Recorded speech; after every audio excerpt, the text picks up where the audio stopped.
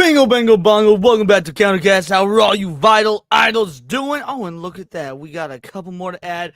We got one hell of a show for you guys today. There's a lot going on. Man, there's so much going on that we can only put like a couple of topics in the title. Anime stuff, Pokemon stuff. But we got Antifa to talk about. We got some weird alien toys to talk about. I'll let you guys do with your imagination what you will when it comes to toys. Before any of that, let's introduce our guests in the panel. We got, of course, my lovely co-host, Cinevere. Tell the people who you are and what you do, girly. Hey guys, I'm Cinevere. I like to talk about anime and gaming stuff. I'm really excited about some of the topics for today. So yeah, I can't wait. You'd love to see it. Serranos, what about you, brother? I streamed anime with you yesterday, talking about the new shows I've been watching. It's great to hang out with you and Dax and my friend Hunger Enthusiast. It was great to not be asleep during it and actually get to participate in the anime stream. And we got more anime today. I added 7 or 8 new shows to my list. So yeah, it's gonna be an interesting night. Last but not least, we got Stupinzo, my man with a plan. Tell me about who you are, what you do, the whole nine. Like you're still wearing the shirt from last night's stream. I just woke up. Coffee, breakfast of champions with you guys. I don't know. Just hang out, watch stupid movies, and enjoy talking about weird crap with y'all. Is Good Boy on Shudder yet, or is it theaters only right now? If it's on Shudder, I'm watching it tonight. I think there's an HD copy out there already. You know what's funny? Decent. There is a game, because I've been looking at the Next Fest games all today. There is a game called Good Boy. Also, it has the dog. It's like a horror, like multiplayer horror title with like a dog in it. I thought it was wasn't it just a movie? No, there's a game that also has the title. It's not connected, but it's called funny. Good Boy. I'm looking at it on Steam right now. Holy shit! It is a horror game, sort of, about a dog called Good Boy. Yeah, co-op horror game. I think it's like an extraction kind of thing, like a Leaf Company or Repo. I think that's what's trying to imitate. They don't do that Have you anymore, played though. Repo Like yet? movie It's video game fresh. tie-ins. Yeah, they don't really do that. It's very uncommon now. I wish that, man, the movie tie-in games sucked, but like every now and again, you got a gym like Spider-Man 2 or fuck something, yeah. which was I incredible. remember like No, the one on Sega the Spider-Man on Genesis. PlayStation. Y'all remember the one on PlayStation? That's what I'm talking about. Spider-Man 2. Yeah. Well, No, the first one. I'm talking about the first one. The first one's fine, but Spider-Man 2 was way better. Speaking of LG, tell the people who you are and what you do, my man. My bad. Yeah. I like what you try to tie in there. Try to swing in. My bad. Yeah, I was just swinging by. Just want to say hi to everybody. I hope everybody's doing good. Music, gaming, vlogs and all that stuff, But things I gotta be, as of late, I've been holding myself accountable. We're gonna talk about that. So I'm sure we're gonna talk about because I was in that spaces. I decided to talk. And let me tell you, there were some retards up in that bitch. Before we do any of that, we gotta address the chat. Red French Moon coming in with a 2-banger. Hardcore gatekeeping is required. It absolutely is. In fact, we need to gatekeep against individuals like I'd this. fuck one of the robot dogs. I agree. Shout out, Wait Erwin. a minute. Wait. I mean, is it bestiality if it's not sentient? If it's a robot? Yeah, questions for another time. Sergeant Garantine is in the house. How you doing? Our boy Blue Collar Loser is seeing Silver Bullet for the first time in theaters. Shout out. Bio T Wolf. Enzo will be talking to you guys in chat. So will our girl Cindy here. Actual free expression warrior. Remember, freedom of speech for all or freedom of speech for none. Absolutely. LMA coming in with me. Yo, how you doing, LMA? Our boy St. Hugo, the IRL, Albert Wesker. Ryan is in the house. And thank you for our lovely viewers on Kick, especially those Kick bots. Would you like many viewers? Let's make you popular. I wish it was written like one of those scammy. I was like, would you like many viewer? Let make popular. Like that would be the case. Yo, we got Abomination Age out with this bitch. She saw Pokemon on the title. Like, I need to pull up. I definitely AJ, did. who you are, what you do after we finish saying hey to the chat. Faye is in the house. Shout out Faye. Hani and Mahawi is here. Again, another thank you to Red French Moon. The Tiger King Rex Carter, 2i Energy, kick it down a notch. No, we gotta get y'all's Monday started off proper. Jamma Lama, Cryptid Manga, Spider-Man, and hate not being able to touch the floor. Spider-Man 2. Dude, the pizza deliveries in that game were goated. Agreed. Serranos is here. Bestiality, but it is degenerate. Yes, it is. Paul Byersmith, the IRL bestie, is pulling up. Korean Cowboy, 42. The Peter Vittman fan site. I don't usually see you on these earlier streams. And last but not least, Angmar WK, shout out, and we will see more of you to come. Sevi and Niet will be joining us later. AJ, tell the people who you are and what you do. Yeah, man. I'm the abomination known as AJ. Shit, I've been streaming more so than making videos, but I torture Stipinzo with furry anime Pokemon Digimon talk on a regular basis. It's true. He's not a furry, guys. He's not a furry. He's furry adjacent. I'm furry adjacent, but I love the conversation. He's He two likes to gifts away. hump the line. Right. He's 2 gifts away. 2 gifts away from the furry. Look, Monster Girl supremacy, man. That's what it's about. Look, I don't care if you're a furry or not. I just want to make sure that we get some gifted memberships in this chat. I'm gonna step out because you're gonna probably bitch at me about not being on camera and move my PC to the setup, and I'll be back. Yeah. Oh, you hero. Because you're right. I was gonna pitch you for that. But we'll see. I was gonna hear you did. I was gonna say you shouldn't let him do his intro until his camera's on. Oh my god, you're right. I should have waited while he's stepping out. Bio T Wolf for a 5-banger coming in. How does Rob Zombie make cake? Eggs, milk, flour, and bake for half an hour frost. Wait, eggs, milk, and flour, and bake for an hour and frost with the back of my spatula. Yep, I was Nice. Yeah. Oh, that was good. Thank you. Spatula City, a giant warehouse full of spatulas. You know what? We'll give you this one. This is a good follow-up. Thank you so much. How you doing, sir? Can we talk to you? Where are you from? You live in New York? Who are you? Don Lemon. You're a fucking moron, dude. Oh my god. He always knew what he wanted to say whenever he ran as Don Lemon. He always knew. He was ready. Speaking of things you love to see, this came across my timeline, and boys, are we cooked? I need to know if we're cooked. Give me one moment here. There it is. All right, full screen this, and I saw this for sale. I saw that. First of all, I know this lady. I see her in my reels all the time. She's always showing off her big, huge titties, and then you click her link, and then it's some like woke feminist garbage she starts spouting out of her mouth. I'm like, boo. Talk about a disappointment. But she isn't showing off the girls for this video, so it must be serious. Yeah. This is very serious. For you guys in the chat, this is very serious. Hide your women from this. On the internet, and I'm really glad that they provided this image of it strapped to your chest because I swear to God, I thought this was a strap-on. I'm gonna be real, guys. Before I saw this video, I did too. I was scrolling through X, saw the image. It was like, do they make him an alien now? Like, I had 3 options is this for this. Bad alien? Wait, what were what's the third option? Because I get the number one's strap-on. chest burster, but what's the third? 2 is the dildo. 3 is the ball gag. Yo, if that were a ball gag, that would be like, that's a wild ball gag. No, it's actually kinkier that it goes on the chest. It's coming out of your chest, and you still use it as a strap-on. You know? Oh, hey, there you now go. Get on my chest, girl. Get on my. Hey, that's a good workout, though. You know what I'm saying? That's the hell of a good workout. You start, that's how you get the chest workouts in. You know what I'm saying? Grab Wait, so if it's a ball gag, is the alien coming out of your mouth, and then you're just fucking the person with your face? No, I would say the other way around. You strap it to yourself, and then it's in your throat. Oh shit! So you Damn, got, like, that's some throat going game. after your Yeah. That is hard because I was thinking what Cindy was thinking. Like you use that as like a makeout device you put on your face, and other people suck on it. But no, you go full like big. okay. I mean, Yeah, I don't know. Serrano, is there anything you want to tell us, Serrano? You all right over there? No, I was just guessing. I was spitballing here. I've never used one of those. Yeah, you was gonna use it's called when you use it that way. I was once so normal, and then I met you people. Oh, you're right. You know what? You wouldn't have even need to tell me that she was woke though, Enzo, because I see a Grogu pin here. Oh, gosh. I guarantee you do she's read Morning Glory Milking Farm.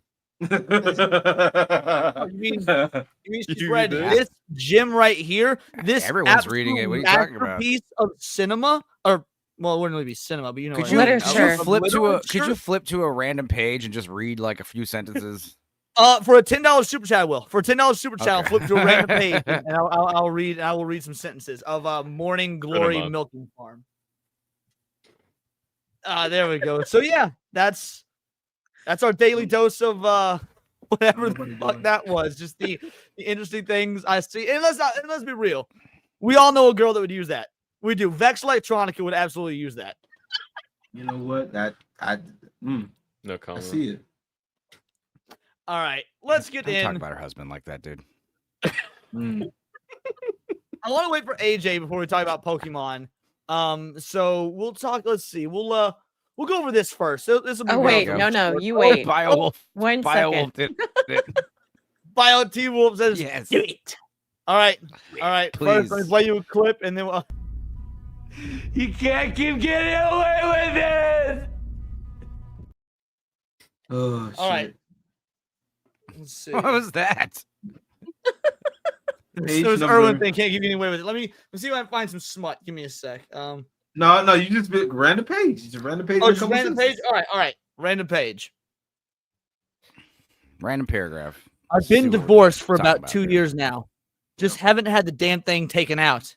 At first, I wasn't ready. Now I'm afraid it's going to hurt. The air in her lungs seem to Oh my God. freeze. The blood in her veins slowing to a halt, leaving her suspended and immobile beneath the bench. Divorced? It took a moment for her brain to force her to breathe once more, culling the brief flare of hope. So he's divorced. So what? She's a girlfriend then? Well, I'm sure getting it removed couldn't possibly be more painful than having to put it back in the first place, she forced out in the same high-pitched, toot-chipper voice. That doesn't change anything. How was your lunch date? Okay.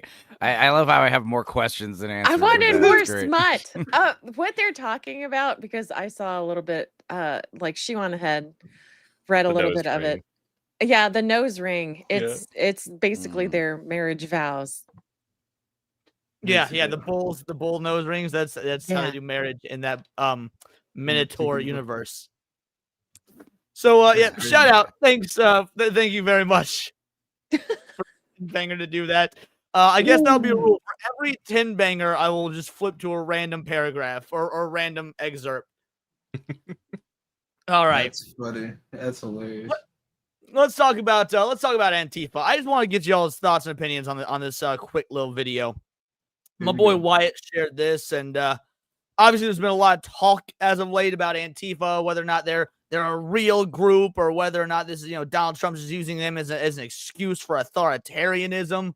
But Wyatt's Metal says there's totally no such thing as Antifa, guys. It's totally made up. There's no Antifa. This is an entirely imaginary organization. There is not an Antifa. Like, I don't even know what Antifa is. There is no group. It's not even like far-right groups like the Proud Boys and Oath Keepers. Compared to right-wing extremists, Antifa-linked violence is rare and limited. It isn't an organization. It is in many ways mythology. It's not like the Proud. Antifa is a mythology. This reminds me of the posts I've been seeing as of late. I've seen a lot of, like, my grandfather was part of Antifa in World War II when he was fighting the Nazis. Like, Yeah. so, I mean, I'm I'd already be freaked out too, man. If I was, I'm already mad. Go ahead. if I was tied to a international terrorist organization, is what the military or the FBI is now classifying it. It's not good. People were wondering, like, oh, why is it we're allowed to just drop bombs on like drug smugglers in the ocean? Because they've been classified as a terrorist organization, the cartels. So thanks to the Patriot Act, like, they can operate with total impunity. So if I was in a group, if the Countercast, Twitter chat was considered a domestic terrorist group by the FBI, that would be our way bad. up to being considered, by the way. If you guys were in the chat, we're working our way to it. That's one thing I liked about. That's what I liked about One Battle After Another is, like, when the military's after you, they will get you, and when they catch you, you will roll on your friends, and they will catch everybody else. It's like, you're under the boot of the government. It's not good. It's not good to be chased by them. It's bad. They'll get you. Well, they keep going. I love how much they compare it to the Proud Boys, by the way. Boys or the That's what I'm Oath saying, Keepers, sort of defined terrorist organizations with leadership that leads violence. It's not a highly organized movement. It's a moniker. It's not a unified group like the Proud Boys are. Things like Antifa are things that are thought up. It's all in this guise of going after Antifa, which is nothing. There's no organization called Antifa. Nobody's a number of Antifa because it doesn't exist. They are just declaring into existence something that doesn't exist. There is no Antifa organization, so maybe that's good for social media, but it really is non-existent. They exist on the internet in chat rooms and in 4chan and Discord and places like that, where they run discussion boards, trade tactics, documents, things like that. But none of them are called Antifa. So the government definitely has all the text, all the emails, all the stuff, all the calls, because that's why, that's how you get them classified as a terrorist organization. And also, if they're not an organization, why are the so-called leaders of this organization fleeing the country to other countries? Stupid idiots. What kills me is what's killing me, right? And I'm already pissed about something else, right? Leon, you know why? I think Cindy kind of saw a little bit of too today, but like, as this stuff is going, this is not happening. There's like a video in the background that's like all of this stuff happening, all the clips. Yeah. Yeah, like, no, guys, hey, there's no fire back here. Don't believe your lying eyes. Yeah, don't believe your lying. No. There is no Sonic back here. No, there's no Sonic 3 poster. Like, what the bro, if you don't shut your old stupid ass the fuck up, boy, shut up, please. Serrano sent me this. It says, someone should make a meme with these two statements put on a character who dual wields weapons. They're pretty much all you need to address 95% of leftist arguments. And this is actually a perfect distillation of how lefties argue. Find two things that are different in nearly every possible way. Find one superficial similarity between them. This proves they're actually identical. Why are you against one but not the other? Funny, that happened to me literally right before the stream started. Yep. And then Millennial Woes, it's amazing how much leftist discourse is just them pretending not to understand things, thus making discourse impossible. Yeah, that is such a classic. That is an annoying thing that they've been doing for years, and they're doing it even more so nowadays, where they just feign ignorance, so that way they don't have to just argue. Like the video. Because they know they're going to lose the argument when you actually push on it, and they'll just, I don't know anything about that, and then it's classic deflection. Moving on to another topic. And it's just like, dude, if you're ignorant on the topic, then why are you talking about it? Why are you bringing it up? Well, so that first one was from Seamus for Freedom Tunes, which is actually a great, I don't know if you did this intentionally or not, Serrano, but that was a segue, because Freedom Tunes apparently did a video on Collargate, as they're calling it, with Hassan's dog. I have not seen this. I've been saving it specifically for this stream. So guys, let's get into some Collargate chicanery. We need to put the plan into motion, guys. Full communist revolutionary takeover. Every single enemy of the revolution needs to be murdered. Come on. Oh, the streets will run red with the blood of the fascist right-wingers. Come on. In Minecraft. And by in Minecraft, I of course mean in real life. I've noticed AJ's on stream here twice. I'm on what? I'm the dog. Was that it? I missed it. Yeah. I love the idea that Seamus fucked up, because he did the whole in Minecraft meme, and we all know that Hassan does not ever say in Minecraft. He just straight up calls for violence. Dead serious. Full-blown genocide is what's needed. In Minecraft, of course, but especially in real life, which is what I'm actually talking about. Anyone who disagrees with you, yes, anyone who disagrees with you about anything, come on! Use children, strap a bomb to a kid, send them on a play date at a conservative kid's house, boom! In Minecraft, but actually in real life.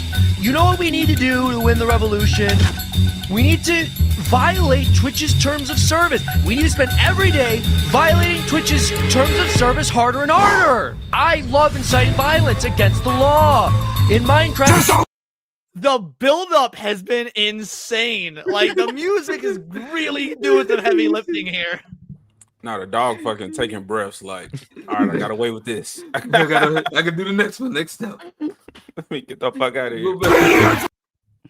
Canine breath outside of quarantine zone! Kaya, come on! Don't disrupt my stream, you stupid, worthless infidel dog! Can you believe this dog attacked me, chat? so incredibly spoiled. Wait, no, it's not a shock collar. It mostly doesn't electrocute him. What are you guys talking about? It's not a shock collar. This is a normal collar. It's got a device and it pacifies the dog in Minecraft. You think we're gonna win the revolution without electrocuting any dogs? Twitch didn't do anything. YouTube has my back. No one cares about some disobedient capitalist dog. Come on.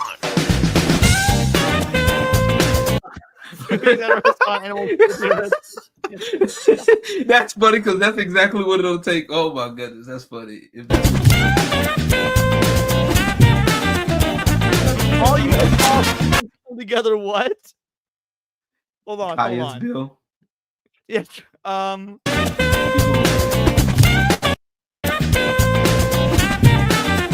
Come together to pass Kaya's bill, ensuring that shock collars are banned globally and that anyone that hurts dogs gets nuked. This actually lends credence to what AJ is saying, though. When we were talking the other day, it's like, oh fuck, there was this hardcore abusive rhetoric language. Like, we might be getting some outcries. AJ may have had a point, and I was too stupid to realize it. Actually, it was funny. Wait, go back. Governor of 20 life sentences, but he said it's gonna be served in dog years. I'm crying. That's good. Kaya voted governor of California, beating out Gavin Newsom and landslide victor. You're safe now, Kaya. Now, lead us into an animal cruelty-free tomorrow as our governor.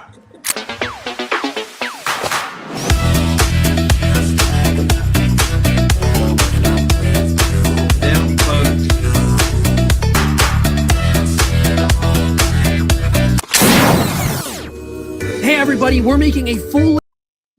That's good. That was pretty great. good. That was Oh, good. you cut off his advertisement though. You cut off his advertisement. I did cut off his advertisement. He's doing a full-length episode, full-length show.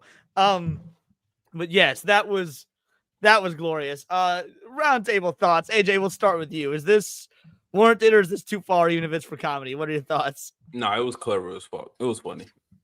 Cool. I was genuinely curious what you think about that because I hadn't seen it yet. That was blind to me. What about you, LG? Man, I thought it was funny. I thought it was hilarious, man. It was, it's crazy how we can do that. How quick that happened too. That was quick. It was on it. And so you're being a comedic snob. Was it too on the nose, or did you like it? Oh, it's funny. I just love how people are outcrying this animal cruelty, and again, turning a blind eye to China and all the dogs they abuse and maim and kill and eat. It's horrific. Literally a dog genocide happening in the East. Like, I agree with Stabenzo on that one. For once. What about you, Serranos? Well, I mean, isn't really a dog genocide if it's just like they're cattle, basically? Like, Yeah, usually but we they aren't don't- kidnapped. Usually they we don't- breed them for meat. We don't cook cows when they're alive, though, like they do in That's China. a little with bit different. I dogs. mean, that's torture, but it's not specifically that they're raising We do dogs that for to meat. lobsters. Yeah. Well, we cook them stopped while they're doing alive. that. We stopped doing that. Now the method is to pierce their Oh, head I with see. a Yeah, knife. you down through the head first. You're right. It you're used right, to be yeah. the method to put them in the water alive, but yeah, it's frowned upon now. There is something that is so needlessly cruel about that. Yeah. Bugs are lesser I was beings. gonna say, I had seen that before, and I Yeah, but always they- like Freedom Toon stuff. I thought it was humane. They just didn't know. They were retarded. Like, that's what I thought it was. Crustaceans aren't retarded. They're like biologically immortal. No, I meant like the lobsters and stuff. Well, that's because they don't have to worry about a brain. So, Alice, what did you think of the video? Because you said you. Oh, like I said, it's like, yeah, I've seen Freedom Toons before. I liked it. Yeah, I always like Freedom Toon stuff. I like Cindy, that. was that They, your first time seeing it? yeah. I like that they got Hassan's head size right as compared to his body. Like, Yeah. I don't know why it bugs me every time I see this man. But yeah, Kaya 2028. I'm all for it. Oh yeah, I pitched and gave him a little bit of money for his show. Yeah. Oh, nice. Yeah, to me, Hassan is like the opposite of a pop figure. Like, he's got a tiny head and a large body. So I feel Yes. like there's like a whole new market that's untapped that we can make. So we can start making like anti-pops. Yeah. Which that's is a true. really Good good head. album. That's my favorite. You should Pop call album. them pop funks. Mm. Yeah. Well- Hassan reminds me of, like, I don't know, like a roided out, like hulked out Nick Mullen. Like Nick Mullen from Cumtown, as if he's somehow like Dr. Jekyll'd himself, Mr. Hyde himself somehow. I don't know. It's funny. Interesting. I had to correct everybody. It's actually Jekyll. The author says it's Jekyll. We all say Jekyll, but it's Jekyll.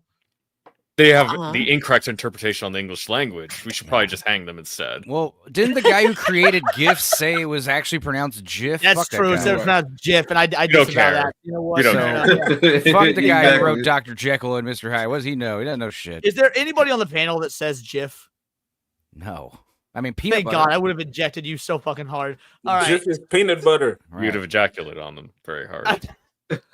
Yeah, premature ejection. All righty. Time to talk some Pokemon. There's a couple different arguments about this, but this is the first thing that I saw, and we're gonna go through a few things. But so Pirate Nation put black nurses confirmed for new Pokemon, and he said it like this was any sort of fucking controversy. All right, first of all, AJ, because I know that you're probably the biggest Pokemon fan of the panel, but I know that a lot of us are. Do you got a fucking issue with black nurses? Like, be real. Black nurses, fuck no. In Pokemon, Nurse Joy, she is not supposed to be this black, but there was an episode with a like a tan Nurse Joy. But that was she was in the Hawaii what was the Alola? The Alola region, yeah. Probably. Was it Alola? Maybe. I believe so. But I'm saying it was more like it made sense to why she was more tan. Maybe she just had a different dad. I don't the genes are strong. This is too black for me. When you were talking about was Pokemon going woke, so I've been saying Pokemon has been having like a quote unquote woke issue since maybe Sword and Shield, but definitely in Scarlet and Violet. I don't want to misremember them, but they got like jacked ass women, like NPCs. Most women were fucking just roided out, like Hassan, bro. They in Pokemon, and then all the skinny dudes look like Moist Critical or fucking children or whatever. So Pokemon is like going this weird direction. But y'all say Japan ain't too much into that stuff. I don't know. I say they are. By the way, yeah. I've been making videos for a couple of years saying Japan is going this route. LG, what about you? What do you think about Black Nurse Joy? It's stupid and it's against canon. Like, I mean, why? Like, it's stupid and against canon. We know, like, the ones that know. If you know, you know. And I'm not a fan of it. I don't. I'm surprised. I like it. Like, it looks nice. Let me make it clear. Let me make this clear. It looks nice, but like if this was something else, I wouldn't trip about it too much. But this is supposed to be Pokemon. Like, but is it because it's an existing character or is this a new? It's supposed to be an existing. It's because it's an existing character, and it's already been stated they all look the same. So then you throw this random black one on there. Yeah, there's this. So Enzo, so that you know the lore. There's this ongoing joke in Pokemon. Like, you know how in old games you had limited sprites, and so you had certain characters that were duplicated? Of course. So in the Pokemon canon, the way they get, mitigate that or fixate that in lore is that all the nurses in the entire Pokemon world are related to each other as either sisters or cousins, and that's why the sprites all look identical, because they're all related, so they're all the exact same sprite. So now by throwing in the black nurse, it's like, oh well, that breaks your lore because Nurse Joy just all be identical. Making Nurse Joy black or changing Ash to be black. Like, is Ash actually less offensive? You have to race swap somebody. What's worse? No, I think Ash would be actually. I think it would make sense to race swap Ash to black because he doesn't have a father in his life. So. I knew it. We knew that was coming. You can't keep making these jokes, Leon, with the shit you be saying about your family, bro. I got two parents, bro. Your parents. But Leon says he's black. Leon says he's part black all the time. You're right. I've been deemed now. Serranos, what about you? Or Enzo, if you've got further thoughts, go for it. No, continue. Yeah, I would probably just go somewhere else, try to find a different hospital. I'm not going to trust the care. Talking about Nurse Joy, I just think the design doesn't look that great. I think the color looks weird. Like, she has the soft pink, bright red hair, dark skin tone. Yeah, it looks kind of odd. It looks like it could be a different Is that character, though. actually a woman? Because I've been staring at it and it's not shaped like a woman. That Oh looks yeah, like a Pokemon's been trans man. woke for a while, by the way. Yeah, Yeah, Pokemon. Oh my Yeah, that's God. another thing. They had I a do lot not of, trust like, a trans man or whatever the fuck that is with my medical Dude, care. I would go It's somewhere else. it's Nurse Joy Reid. Here you go. Oh, that's good. What were you saying before we read some of these comments here? Well, I think Faye is correct in the comments. That's not, also the ones in Pokemon games are not all specifically Nurse Joy. They all just look the same anyways, but I don't think they're specifically Nurse Joy. Yeah, I think it's just anime. That's the way it is. Yeah. So if you look at the comments here, oh yeah, sorry, go for it, AJ. My bad. Continue. I said, do y'all hear this cat meowing? Oh, I thought you said cutting me off. No, we don't hear the cat meowing. Okay. Did you just say wood in the comments? No, I said before we get to the comments. Oh, okay. No, I said and because I didn't get this. I said and because I didn't get the controversy. And Kata, I don't know why this matters, but then we got Krylera on here. This is supposed to take place in Paris, France. Well, no, the region is just based on Paris, France. Why not make a region based on Africa instead of shoving DEI into everything? Now, I actually think that'd be cool. Pokemon, like, because all the regions are based off real locations. Yeah. Pokemon Africa would be cool. In Paris, it's accurate.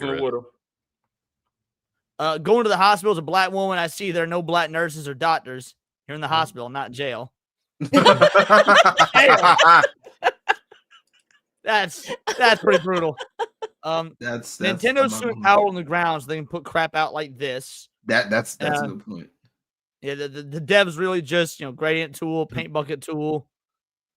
Those Pokemon are fucked. Has there ever been an American hospital with only black doctors? Yes, the old Martin Luther King Dr. Drew Medical Center was staffed by black doctors. It was shuttered in 2007 due to mismanagement. Patients were routinely given the wrong drugs. Hospital had an extremely high death rate. Local gang members who had been shot were terrified of being sent to the hospital, which was dubbed Killer King because of the likelihood of being killed on the operating table. Gang members routinely pled with the ambulance drivers to reroute them to other hospitals. So basically, everyone here is roasting this, like just roasting it. So I thought, all right, let's just dig further. Now, Sheep City and my boy Sheep City, and he's very middle of the road when it comes to culture war shit. He's like, man, just let me play games. I don't give a fuck. Yeah. So when I saw him, he's big anti Pokemon too. Well, yeah, he's big anti Pokemon because, like AJ, he loves Pokemon. Pokemon was his shit for years and years, and he loathes where it is now. And I loathe where Pokemon is now as well. By the way, Pokemon is rough now. It has been for years. So he says, "Fuck the lore, I guess." And so I asked, maybe I'm a fake fan, but is there an actual in-game lore to all the nurses the same? Because I know there is in the show, but I just play as a joke. And then he gives what I think is actually a good answer here. For programming purposes, all this does is make me angrier, though. Right, why waste time with alternate joy models when you include more Pokemon in the game? Yeah, that's a fair valid. justification, in my opinion. Like, I don't know how much a new different joy model takes away from the Pokemon. But this has been my issue since I think not the first Switch game. I think the first main game was like Sword and Shield on the Switch, to where they couldn't include all the Pokemon. And I don't even know if they got all the Pokemon now with the DLC. But why are you creating more fucking Pokemon if you know you're going to keep releasing games, which is going to cause you to not put more Pokemon in the future in the games? Yep. Until you hide them behind some type of DLC or expansion. Or I'm actually on the other side of that. Yeah, I'm with AJ. I'll ask you in a moment, Ross, but I'm with AJ entirely. Like, ever since the removal of the national decks, which I believe was Sword and Shield, it may have actually been Sun and Moon, but I know for sure Sword and Shield. They got rid of the national decks, which means, and they claimed, well, it's because we can't fit the data for all the Pokemon in one game. It's like, to me, that's a bullshit excuse. To me, that's a bullshit. You just need to optimize your game in a way that you can get. Because what's the point in catching them all or collecting them all if you physically can't in the game? And then Scarlet and Violet made it worse. It's like, there's going to be Pokemon that will let you get that are like extra bonus Pokemon, but they're not going to register as part of the Pokédex. So, like, to me, that's a far bigger issue than whether or not Nurse Joy is black. I'm going to be real. Yeah, you create more lore now. Like, we got Pokemon had enough. I said they did it with I Choose You, to where they redid Ash's story as if everything was already established. That was fucking perfect. They should have just left it there. But yeah, now you got all these extra legendaries. So there became the question of, is Mew the first Pokemon actually when Arceus came out? And it's just too much, man. Pokemon has enough lore to where we can just start being smart about it. Just build this world. And I said, if you're going to hide behind DLC and expansions, I'm fine with that. But be honest, come out up front and say that. Give us like one main world, one region, and then slowly like start adding all the rest of them. Sure, DLC, like I said, I'll pay for those, but I know what I'm getting myself into, and that expands the game. So real quick before we go further, Nadia Oh, Niet joined. Yeah, Nadia, tell people who you are, what you do the whole nine. I see you're muted. There you go. Okay, you're here. Let Niet go first. I got a mouthful of steak. Base. Get that meat in your mouth, girly. That was she wanted to say at first. Niet, all you. Tell people who you are, what you do the whole nine. Hey, sorry I'm late. I'm Niet. I run Film Comics Explained, and happy to be here. Sorry again that I'm late. You set the stream for Yeah, no, that was my fault. I didn't realize when I was setting up the stream. Apparently, I clicked 7 p.m. instead of 6 p.m. and that was my fault. And so I was like, oh, I didn't notice till like 10 minutes before the show. So I was like, dude, you set the time wrong. I was like, what? Oh, fuck. So yeah, that's on me. Yeah, I got pretty litty last night while streaming as well. Had a few drinks, so I needed the sleep. Good. I'm glad. Did you have a good time? Because I eventually muted the stream to honestly stream it or to game with Cinevere. So I was like, all right, you gotta keep you on for the views and whatnot, but I gotta hang with Cinny. Play some Sonic. It was great. I don't know what it is, but when I stream like evening my time, like the views are pretty crazy. So I might try and do that a bit more. Yeah, dude, I saw you had like 50 people watching live. I was like, for a gaming stream on Niet's show, that's awesome. No, we had 250 within like 45 minutes. Yeah. Holy shit. Well done, bro. Nice. Very cool. And were you enjoying the game? You're playing Terminator Resistance, right? Were you enjoying it? Because Yeah. you never played it before. I fucking love the Terminator IP, and I'm glad that we got to see the future war in more detail. Dude, yeah, that's awesome. I'm glad you're having fun, homie. Last but not least, my boy Nick coming in with a vengeance. What's up, bro? Tell the people who you are and what you do. What's going on, everyone? Glad to see the panel has filled out since you said it was just you and Cinny. So Yeah. I realized why it was me and Cindy. Like I said, I set the stream up for the wrong time, so people weren't hopping in. Like, whoops, my bad, guys. But yeah, I'm glad it's filled out as well. But sorry, continue, son. nah, man. Yeah, my name's Nick. The Plot Strikes Back. I like to cover manly shit, Masculine Mondays, where we review masculinity in different various films every Monday night after Countercast here. And Tuesday nights, we talk about trend, meaning the main letters in trendy, TV shows that just also have manly shit in them. You know, we don't like to cover any bullshit, phony, wussy shows on my channel here. So keep it real. Yeah, you're doing Dark Wolf on your channel currently, right? That We comes out are. this week? Yeah, resuming. We missed last week since I was at a hockey game again. You know, Manly. seeing manly shit. So, but yeah, it's Bro, good. that's It's fun right. time. Get all the toxic masculinity up on this bitch. Speaking of toxic masculinity, Niet, my man, you didn't need to. Thank you so much, brother. Coming in with 5 gifted memberships, 5 new vital idols. I gotta update that Discord link, and while I do, let's play some manly clip for you. Let's play motherfucking Predator clip. Thank you, Niet.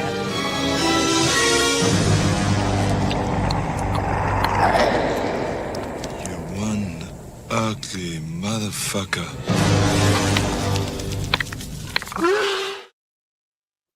I need to add that to use since you got rid of your avatar to use the one you use now. But so keep it. Are you sure? Yeah, it's cool. Yeah, go for it, Nadia. What's up? Oh, hi, everybody. I no longer have steak in my mouth. I run a horror channel. I cover horror and Stranger Things over on YouTube, Horror with Nance. Question for you, Leon, since the panel has filled out and I'm not a weeb, I have no idea what you guys are talking about. So No worries. It'll be up to you. We're gonna be talking about a few things. We're gonna be talking about after the Pokemon stuff. There's the porn ban, or not the porn ban, but the calls for the banning of pornography, and then there is some anime hit piece articles. So it's up to you as to whether you want to stay or not. It's totally your call. I'll hang out. I like Pokemon. That's cool. Let's do this. Coolio. So yeah, final thoughts on the Black Nurse Joy before we move on to the other aspect of it, the part that I think is more egregious. Well, stop supporting fucking Nintendo Game Freak, whatever the fuck, whoever putting this shit out. I'm glad to see Digimon's doing great, even though the game is fucking boring to me. And what's that? Monster Hunter Stories 3. Copping that. I like that series. Is there another one? No, that's it. But I'm glad to see more animal monster tamers are getting some shine, and Pokemon is not it's still a juggernaut, but they're seeing people like not support them in as many numbers or being critical of them. My question is, did they like darken up all the Nurse Joys? Like, are they all uniformly dark now? No, or is it no. just one? So because you've got two sprites here from the same game, so it's not a sprite. It's a fully 3D model. But yeah, so some of them are gonna be black, some are gonna be white. It looks like, and it's just gonna depend on which Pokemon Center you want to take your Pokemon to. So I guess choose wisely. I want them to put like an actual, give out actual data. Did people actually avoid that Pokemon Well, Center? the game isn't out yet. I don't know. So, but when it comes out. No, I know, but I mean, like, I want them to actually give data on whether or not people avoided it just because they changed the skin color of Nurse Joy. Oh, as in like whether people opted not to buy it based on this? Or like if they did play the game, did they actually go to that Pokemon Center? I don't think there's a way. There won't be a way to where they can avoid that one. Sure, you can. If you go to a different city, there's going to be a different Pokemon Center.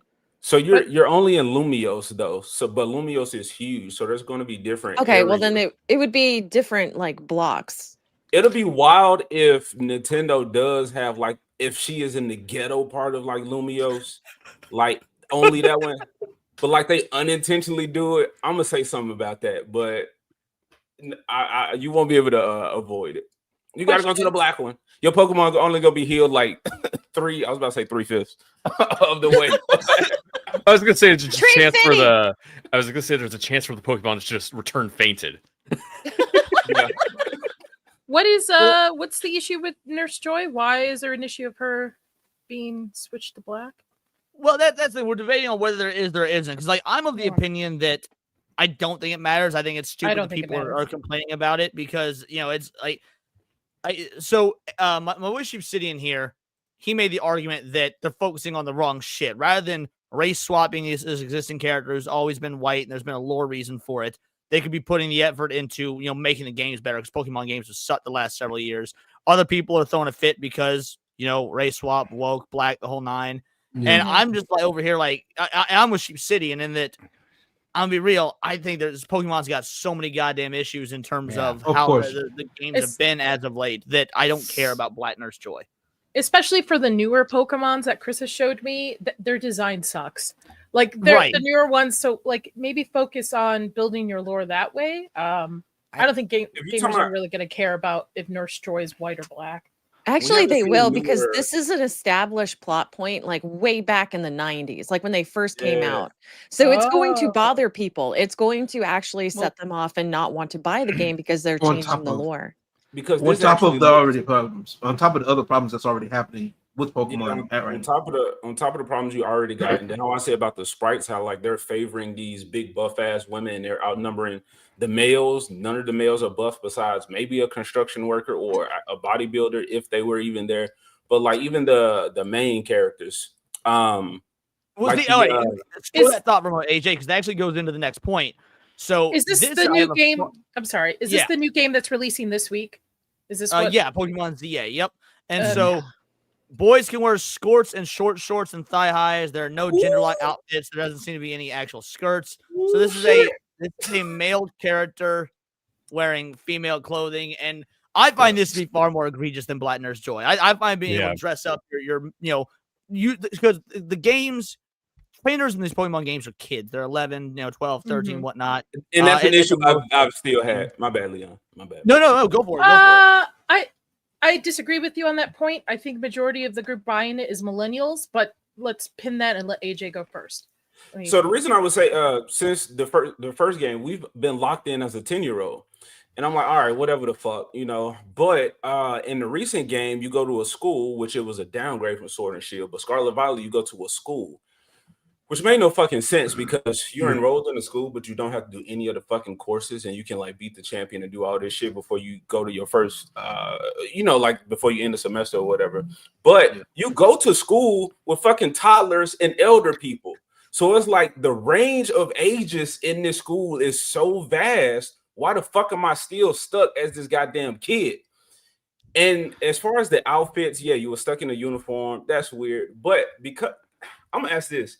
because I think it was Monster Hunter Wilds. They had the gender neutral, or they weren't gender locked with the outfits, and I actually liked that. I've seen some female kind of clothing pieces to where I'd rock. Yeah, that's something they added to Monster Hunter generally. They put it out in stories as well, but that was something they added in Wilds, where there isn't any gender locked armor anymore.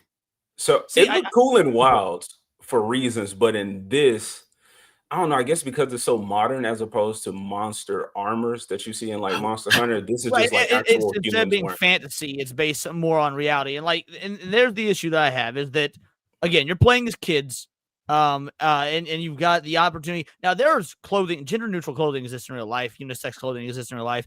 I think it'd be fine. Like, if some stuff is unisex, you have your male or female character wear it. I don't like the idea of putting a fucking 10-year-old boy character in a goddamn skirt. I think that's fucked up. That's fair, especially if it's coming from Leona. That's fair. I think it's all like criticism deflection. Like you're gonna make something that may not resonate or be popular, or it's not gonna be that popular. So what you do is you throw in a couple race swap figures or some trans stuff or whatever, gay stuff. So that way, if it gets any criticism, you could just deflect and say, "Oh, it's because you're Istophobic or whatever." It's standard operating procedure at this point. You just put a few of these little safety nets in the show or program or whatever, so that way you can have these these pearls to clutch. I feel Pokemon the games are no longer for children. I mean, I'm not saying children don't play them, children do, but I feel the demographic that they're trying to sell to are millennials, so adults that are like mid 30s to 40s right now who are playing these games. And they sell tons of disagree, Nadia. They sell to everybody. Yeah. They sell to but everybody. I'm saying millennials are the biggest demographic. Like people aren't having kids, thus each generation is smaller and smaller. Millennials seem to be the demographic that people are pushing towards because that is the buying demographic. And I feel most of these games are probably pushed towards that generation. Again, not saying kids don't play it. Kids are probably playing it, but I think the majority is probably millennials. I mean, look at this panel. We're all probably close to millennials. We're all play Pokemon at some point. It's all your guys' fault that everything's woke shit. Yeah. It is. Well, It is millennials issues. Yeah, it is. I think that Nadia actually makes a pretty interesting point because I was going to counter it first, but then I think you clarified the argument pretty well because my initial thought was this is the largest selling IP in the world. Like Pokemon is the #1 IP in the entire world. You can't target just one demographic. Otherwise, you got to target everybody. That's how you become #1. It's one of the rare instances where you can pull that off is Pokemon. But you're right. People aren't having kids. I mean, yeah, you're going to have parents buying this game for their kids, the parents that have kids, but you've got less parents with kids. That's a good argument. I don't know. What does everyone else think about that? Well, I'm going to go with Paul said, though, because this is exactly what it is. It's nostalgia bait at this point. What's nostalgia bait? What's the nostalgia? The Pokemon. We're talking about the IP itself, Pokemon, the IP. Because when you think of Pokemon, we grew up. Well, most of us grew up on that shit. So a lot of these people that are infecting this stupid shit, they're attaching themselves to these things, trying to put their ideologies on it, trying to make these so-called changes from ideologies and stuff that we've been seeing for the past 10, 15, 5-10 years. You know what I'm saying? With not only just Pokemon, but like movies too. You know what I'm saying? They'll attach you to something that's known, and yeah, we're gonna do stupid shit like this. That's what I think. Compare it to Pokemon cards too. I don't know about you guys, but The all I cards are see crazy. are grown-ass men who go after these cards majority. Not saying kids can't do so, but even for these games, it's grown-ass men that are lined up to buy. Like the cards, but it also started like when we were younger too. No, I'm not saying it's. Of course, it did start when it's younger, but you guys are the demographic that these are catering to. So, For sure. Unfortunately, the low percentage of the woke demographic in this is, in like doing stuff like this shit. I was gonna say also the Pokemon cards, it's not for kids and it's not for normal adults either. It's for people that are scalping them and trying to sell them to make money. That's what they're actually about. It's not for them. It's not for like a normal consumer demographic. It's purely scalp behavior.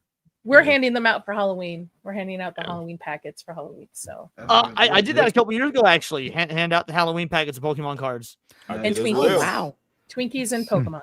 I'm just handing out raw warm scrambled egg like usual, and the occasional potato. I'm giving out protein powder. Yeah. And creatine. Give up. You want kids to give a trunk or treat for your fucking scrambled eggs. Right. Adults will do that. Screw trick or Usually treat. We're gonna so- go to Enzo's house. Right. We're gonna Enzo's house for eggs. I want to get fluff. I want the man. And so, do What am I you supposed to do with include this? salt and pepper? as Start well? being a man early. Quick, don't grow up to be one of these soy boy, figs. Protein bars. Speaking of soy boys, though, I would love to get your masculine opinion on this. Nick, obviously everybody's welcome to, but let me know what point, if any point, you want me to pause. This is the trailer for the new Bat Fam show. Now, I've not seen this yet. I haven't seen it either. Yeah, I saw a clip. I saw the and pro thought, poster nope, or this whatever. is countercast. Yeah. Got to save it. Let's go. On the streets of Gotham City, What the fuck? he's Batman. The Crimson Chip. But at home, Is this real? Which one of these screams Yes. fun? he's This is nigga clean. He needed a new identity. Dad? I swear cleaning up Gotham was easier. Whoa. I swear What this the was. fuck is Bruce Wayne's voice? That's not Is- good. This is not a Is man. Batman- He's not a Batman. Not Batman. Zest in his voice. I don't like it. It's No. like Batman the the Far cat Side man? animated. Was that Eat the Cat in there too? Was that a throwback or what? Maybe. Did he ever I, have I, a cat? Did he ever have a cat in the comics? Not, I'm not much of a no. cat guy. I don't think so. Okay. I thought it was a dog. This game night is going to be a great way to welcome all the new members of the family. Oh my goodness. Whoa, I'm excited too, but what's the language? Oops, sorry I'm late. Hey, this pea kind of looks like Alfred. Oh, biscuits. Uncle Alfred! Careful, Alicia. We've got a tight schedule today. Bruce, sometimes not planning fun is fun. And other times it unleashes deadly paradimensional demons. Alfred. We need you in here. Alfred is black. Batman, Poor this is the Alfred, second dude. robbery you thwarted. Remember She said, Batman and Robin? Was Batman and Alfred Robin- Black? I didn't notice. No, he's No, not. she He's- said No. the black girl he's- said Uncle Alfred, right? I don't know. Maybe I She missed did, it. yeah. It's a bat family, but they're all found family, and they're not actually any of them related except for like Oh, Bruce okay, and his okay. son. Yeah, See, and Oh, go ahead. I was saying, I remember we briefly talked about this on Late Night with Gooch Thursday night, but I hadn't seen the trailer. I just liked the image of it, and then maybe like an article was related to it. So my question was, is James Gunn a part of this? And apparently he's not. This was greenlit and had been worked on prior to him taking over the role, but it still sort of fits his weird like persona. Like this would be a show that he'd be like, yeah, I'm all about this. Like, weird I don't shit think Batman. So, Nick. I don't think so, man. I What, think Creature he's- Commandos? Come on, man. This is It looked more serious than this though. Like it was, I don't know. This looks I as never though- read a Creature Commando fucking comic, but I'm saying I think James Gunn, like he was adamant about this Elseworld shit to be like, okay, this is distant from what I'm doing. These are other people's shit that ain't got nothing to do with me. So I think his ego, as an artist, he was just like, hey, if you hate it, then that ain't got nothing to do with me. This looks like some shit where he's like, all right, go shit on them over there. But yeah, my What stuff's was you over here. saying, yet? And this looks as though it's targeted towards like 4 to 8-year-olds. Like this is for children. Yeah. This is But not they're for doing the usual thing with Batman the reference. they're doing the thing that George Lucas did with the prequels, where we don't want like kids want to pretend being Batman. They don't want to pretend being a little kid that hangs out with Batman. Yeah. It's stupid. And also, I feel like relating to Batman and Robin, Alicia Silverstone's character calling out like how much is too much, where you eventually tell Alfred, to clean up after you, where he's like a geriatric octogenarian, you're making him do like housework and like, can Alfred just retire, please? Till and not he's be 90. Yeah, till he dies. He don't wanna Indentured retire. servitude. He has no identity outside of caring for Master Bruce. That was a terrible accent. I don't know. Can we have one of Never. Alfred's kids or like nephews or something? Maybe Before we go further, Nadia, you gotta go. Yeah, since you got a stack and I'm not very knowledgeable on these topics, I You're good. appreciate letting me on. Do you mind if I plug the charity Plug stream? away. Oh, okay. This Saturday, I am streaming for 8 hours straight between 12 p.m. Pacific to 8 p.m. I'm raising money and awareness for a nonprofit that is close to my heart. So, got a bunch of great content creators, plus people that I've worked in the past in the industry with, hopping on throughout the day. So, tune in. Gonna be playing some games, talk about horror, all that good stuff. So, You'll love to see it. Well, thank you so much, Nadia. I'll be there for that stream, and it'll be a good time. Thank you, Gurley. You have a good rest of your day, all right? You Also, too. shout out Badger's Bastards rating. Thank you so much, Badger. Good show, dude. You had a stat show earlier, man. Well done. Proud of you, bro. Way to go on over 10K. Excellent job, my friend. Nice, congrats. All right, let's keep going. In as many weeks, crime is back in Gotham. What are you after? Oh no, we're busted. Justice will be Mad served. Hatter, Killer Croc, Clayface, Mad Hatter, and Livewire? It's just got serious. Family style. I'd hug you, Whose but voice is that? The invasion first. I don't know. I like it. Sounds like Destroy mode activate. You over here. You mess with one of us, you mess with all of us. Time to make a cool Batman entrance. Really, Claire? It's not that bad. Not that bad? We leveled a building. Believe it or not, I've done way worse. Luke Wilson? Is that who it is? Talk to you guys about the whole it's Luke. in front of everything. I was literally going to say it sounds like Luke Wilson. It's kind of played out. That's your bad opinion. I wish I had voiced my inner monologue so I could have been proven right, but I was like, it sounds like Luke Wilson. It is him. Holy shit. I hate it. It's not good. Much. Was that supposed to be Damien? Yeah. It had to be Damien. Yeah. Okay, I've said that James Gunn's Batman is going to be George Clooney, and his Damien is going to be the black kid from Cobra Kai. So, You think George Clooney's gonna come back? fuck yeah. The focus is on Damien. He won't have to do much. He gonna phone it in like Michael Keaton did with that Flash movie. Dude, apparently Clooney's been living over in London or some shit like that, living his best life outside of the states. No, he's raising his kids in France because he That's says where it is. America Yeah, is yeah. unpalatable, even though he Yeah. voted for everything that's happening. Oh, for sure. Really Yeah. hard. But, I don't know if he'll come back after that if he's having a better life over there while still making bad choices or had been making bad choices here. So He only got to be here for a little bit. It's just like with Marvel. You use the legacy character for like one movie or whatever to validate the new fucking race swap, gender swap character, and then he's out back to London. Well, To little be black fair- Damien to take over. A lot of these production companies aren't shooting in the US anymore. They're shooting in Europe. So George Clooney will could still just be able to do it. Absolutely. He'll just demand Either to way, film it in London. this and is they'll be like, no painful. problem. How many seasons is it going to get, you guys think? 2. It's One. gonna be. It already has Yeah. 2 seasons. I'm gonna guess I say scheduled, one. and it's canceled. I say Yeah, one I and think gets canceled. Usually when they do animated shows like this, they order 2 seasons at a time. That's why Velma got 2 seasons. Like, I think this is going to get at least 2. It's not getting Didn't renewed. Yeah, this is. Did Velma get wow, a second that's awesome. season? Yeah, What did you say, AJ? Did Velma get a second season? Yep, sure did. Unfortunately, I thought it got canceled after After the the first. second Like nobody kept talking about it. Everybody's like, "Hey, season 2 came out." Dead. Oh, shit. Yeah. Well, let's talk about pornography ban.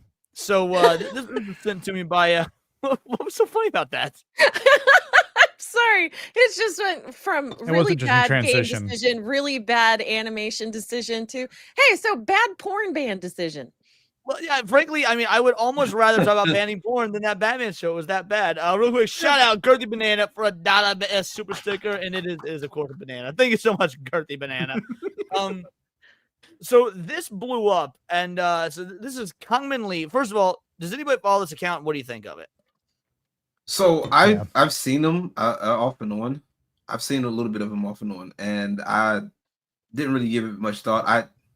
There's something else that I saw prior to this. That's why I'm like, now that he's tripping about it now, but it's whatever. But I don't agree. I definitely don't agree with this. Yeah, I've What seen about him you? on Anybody else? Geeks and Gamers a lot in years past, and Really, as a guest? I believe so. Yeah. Yeah, he's FNT, yeah. I saw him on there once. He's been on FNT. He's been on like was it TMNT whatever? And He has a pretty big account on Twitter. Yeah. I think he was on that like anime channel. I think I saw him with like Krista. Yeah. So this dude's got some. He's got some notoriety then. Yeah, for sure. Yeah, but you got to remember, he lives in South Korea. Does See, he? that's what I assumed based on his profile, whatnot, was that he's not an American citizen, is he? I don't think so. I thought he I don't know. was. I thought he was actually an American now. Yes, Okay. I could have sworn he's. I mean, unless he's been visiting here in the past, but Yeah. I I could got be him wrong. and Project Egg Roll mixed up for a minute, and not because Asians all look alike. They do though. I mean, it's been a while since I've really kind of paid attention to him or his account or the likes of his. Oh yeah, he is Korean American according to Google. He's Korean American. Okay, so Yeah. this is his take. He says, let's see, I've got the right one, right? Yeah. I didn't realize banning porn was such an unpopular position on the right. My mentions are full of people calling me an evil authoritarian for wanting to ban hardcore pornography. I get your concerns about government overreach and unjust censorship, but the hardcore pornography is an area that is so black and white. The prevalence of porn has no benefits, only downsides, and it'll help individuals, families, and societies if we mitigate its research. No one's saying banning porn will get rid of it forever. Human nature doesn't change, but politics exists to impose what we believe to be good, and we can leverage power for the betterment of the individuals, communities, and the nation. This idea of moral neutrality that libertarians have is fundamentally dishonest because you believe the highest good is ensuring maximum autonomy, and I reject that premise. The highest good is goodness, beauty, and truth, and freedoms are means to achieving that for every individual in the nation. Governing authorities are not inherently evil. Exercising political power is not inherently evil. Libertarianism is politically and morally untenable, and mass democracy leads to chaos and degeneracy. I'm a right-wing traditionalist, not a liberal, and I've been clear about that for many years. I don't believe in burning bridges with anyone who I consider a friend or ally against the greater enemy, but it's a bit sad to see that people would denounce me over a very normie belief that we should ban pornography, a view that the founding fathers and most Americans until 40 years ago believed. I'm open to speaking with any creator about this. I'm always open to talking to these ideas instead past each other. So what are our thoughts here? One at a time. We'll start with Niet. We'll go to the left. I would say hold on, because he did clarify his position in a different post. I don't know if you saw that. I've got that post. I'll be bringing it up. I just want to start chronologically with this first one. Gotcha. So yeah, so Niet, and then we'll go to the left. What are your thoughts on this? And yeah, go for it. Well, I mean, it's a tricky one because I'm a libertarian as well, and I don't believe that the government should have control over what I say or do. I live in Australia, so that's not necessarily the case. When it comes to porn, I do think it's a form of degeneracy, but I don't think that it should be banned. I think people should be able to make up their own minds. Nick, what about you? Yeah, I mean, government should never have total control of everything. Or to the point where, like Niet said, based on what we can and can't watch, they have final say. And obviously that is the beauty behind our Constitution. And speaking just behalf on porn, I think that comes down to a personal and moral decision for yourself. What your beliefs are in it, period. And then if you are, religious to that context, depending on what you view as porn, right? Whether it's a game that has some skins in it, like Marvel Rivals or The First Descendant, Dead or Alive Beach Volleyball, right? Like, I mean, there are tons of games that have this, idea of what constitutes just a skin as opposed to actual pornography. So I think the two are vastly different. To me, being religious to that extent too. So I mean, if you believe that pornography is a sin, and you're a Christian or somehow Catholic, etc., then you probably wouldn't be watching it. Again, that is up to you and your personal choices and what you do on your own time. But I think for the sake of making the government ban it, I mean, we've seen it come to that fruition in maybe like one or two states, if I remember correctly. But again, I don't know if that's something that the government can actually do throughout the entire nation at that point. I mean, obviously it is an industry that makes a lot of money in it, but that doesn't inherently make it right either. So, I mean, I could really care less either way. I mean, I don't watch porn personally. And again, that if you do, fine by me, right? Like, you do what you want to do in your own life, or spend money at that point. But, I think it's just something that could be regulated for the right reasons, right? Like, kids also, need to understand the dark avenues that porn can lead down, as we've seen from people exercising their bodies, thousands of times this year alone. So just caution to the wind with pornography. LG, what about you? Especially considering you work at a strip club. LG?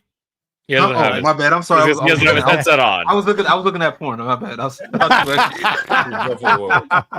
Bookmark. I was waiting. I was waiting. I was sitting there in my head going. I was like, "Oh, I should do it." But no, that was good. I like that. Where is Pornhub not banned? Let me look. Right. No, what are your thoughts, bud? I honestly think if I take it a step further, because I actually had a conversation with Gothics about this earlier. If you ban porn, more often than not, what's going to end up happening is the sermons are going to be banned next. I personally believe that sex work is work, whether you like it or not, and it's also the canary in the coal mine. Because if you can manage to ban these women or men that participate in this evil thing, they even to the point of, and this actually happened, I shit you not, a few years ago. I talked about it on my podcast I did a while back. There was a porn star who lost access to her bank account because of what she did. And if people didn't care because of, oh well, you shouldn't have done porn. Okay. If that happens, if we get to that point, then it's really going to be open season on everything else. Your sermons will be next. And I make this joke often. Banning porn isn't going to make that woman want you, or man, or whatever you're into. So I don't think having it's really up to the problem. And the reason why it's so taboo right now is because there's so many people. It's been taboo for so long because nobody's teaching it at home. It's always been, don't do it. It's always been vilified, made into a sin if you're in a Christian household, like what Mr. Lee here is talking about. And there's no explanation. There's nothing, like no sitting down teaching and really teaching and understanding what's going on, what can happen. Because as somebody who works in the industry in a light end, it's not as bad as what people make it out to be. It's not. Certain things can happen, sure, but it's not 100% the worst thing. It's a gray area, and with stuff like this, with adult entertainment, putting legislation on it won't make it better. If anything, it'll probably make it worse. So just find a way to keep it, from your kids. There's parental controls on your fucking phone now. You have no excuse. Implement them. Do something, or talk with your kids. Like sit down and talk with your kids instead of throwing a tablet in or a phone in their face and not checking what they do. AJ, what about you, brother? Man, I don't know what ban means. I think restrictions. As a follower of Christ in this country being founded upon Christian principles, despite some activities, I think it definitely should be restricted. It should be less accessible by the masses. I think it leads to a degenerate society. We're already there, but people say a slippery slope to more government control, authoritarianism. I feel like we're already there, and porn is just one activity, just one other thing added to the mix amongst all the other shit that's leading our country to evil, to fucking hell. My worldly answer would be, as a libertarian, if I were to identify as anything, but I don't involve myself in you humans' issues and squabbles. No, don't let the people be degenerates. And yeah, whatever, man. But I do think the porn, the OnlyFans stuff, I think that has had a dramatic negative effect on young men. Just young men. I think it's just young people in general, honestly. And some people say that, but again, I was watching porn on my DS as a kid, and I think I came out pretty fine. So there's a level of it to where we can handle. But I think if you don't have a strong moral foundation in the people, it is going to cause our downfall, and whatever that looks like. So restrictions, probably not banned. That's unrealistic, but restrictions. I don't think it should be that. What about you, Enzo? I mean, we live in a gooner epidemic right now. We've had the first goonercide this January, where some guy was like gooning in public, filmed, doxed, outed, offed himself. We've got, little kids that are. It's not like when I was a kid, we had a box of pornography tapes in my dad's closet that we'd sneak into every once in a while. It's like, no, you have all this stuff in the pocket of your phone, and your phone in your pocket at all times, and we got like little kids that are watching like Facebook videos and gangbangs before they even start kissing girls. It's definitely hardwiring their brains wrong. That being said, abstinence is up to the individual. You have to abstain yourself. That is the point. God gives you these choices to make. He wants you to make the right choice. It's up to you to abstain. The government getting involved. I mean, you look at Japan where they have blurry pornography and they just get around it by masturbating to tentacles and stuff. It's just not going to work out. It's just not good. You just, like I said, you have to have the choice. God gives you choices, and he wants you to make the right choice, and he wants you to do it. He wants you to not be afraid. He wants you to be brave. He wants you to, abstain from sinning if at all possible. And yeah, the gooning is, it's just a bit much. Tantric masturbation marathons is just, it's one of those things that needs to just not be a thing, hopefully. But I don't know. I don't think the government getting involved. If you actually ban this stuff, it'll just get worse. That's how it always backfires. Yeah. Before we move on to Toronto, Sevi, girl, how you doing? Tell me who you are, what you're doing, and feel free to give your thoughts on this if you want. I assume you've seen this post. It went mega viral. Yeah, I have. Hello everybody, I'm Sevi. I'm a gamer. Play all sorts of games. Yeah, I saw this. It's been interesting because it just seems like the pendulum seems to swing one way, then it swings the other, right? And one of the things that I was thinking about this, particularly too, as you were talking about, was the fact that there was a lawsuit against school that was only teaching abstinence and was not teaching contraception. And the girl ended up being pregnant, and she sued the school because she was never taught about contraception. And they were saying that the school was putting the health and the health of the kids in danger and teenagers in danger because they were not teaching more than one. And I think definitely that's something to keep in mind too. Every time you have something that is from one extreme to the other, is you're gonna get sued no matter what, right? And I think like you need to let people make decisions and parents get involved in their kids' life. I don't think that banning something is going to resolve any type of issue, because if you quote ban it, I mean, people have VPNs, if it's even like when we look at the age verification, if they were saying like, because one of the things that's going on is that particular website that was going on that people are saying, oh, it's now banned in like 14 states. It's like, first of all, there's a million other websites that people could use. Second of all, if the other websites actually did use age verification, the kids would just log in with their parents' credentials. They're not stupid. They're really not stupid. So it's more like, what are you really trying to prove? And the fact is that if that website had gone out and said, we're going to require the ID, then now suddenly they're going to be responsible for everybody's government's IDs. And we have all seen all the leaks that are going on. And it's insane. Like I was talking about, I can't remember who I was talking to about this, but it just seems like there's a leak every day where people's government IDs, their passports, their pictures, their identifiable information is getting out there. And I think like people are just retarded. I think that's my summary. Retardation. No. Beautiful. I loved it. Serranos, all you, brother. Oh man, you have to ask first why you want to ban porn. Do you want to prevent kids from getting it? Do you want to prevent adults from having access to it because you believe it's societal corruption? You have to answer that question first. Then you have to ask, what is porn? Is it penetration? And as I talked about Japan, pixelation. If there's no penetration, if he's having sex, they're obviously having sex, but it's not on screen. Does it count as porn? Yeah. Like, the legal what definition. The legal definition is two people naked touching each other. So even if they're just touching their hands, that is considered to be pornographic. If they're just I'm naked. serious. No, that's what I mean. If they're completely naked, it's just anything. Yeah, exactly. Yeah, that's Okay, a well, really if they're good wearing a question shirt, because what I if looked that she's up a wearing a long bra? time ago. She's not naked. She's wearing a bra. Was it them Then porn?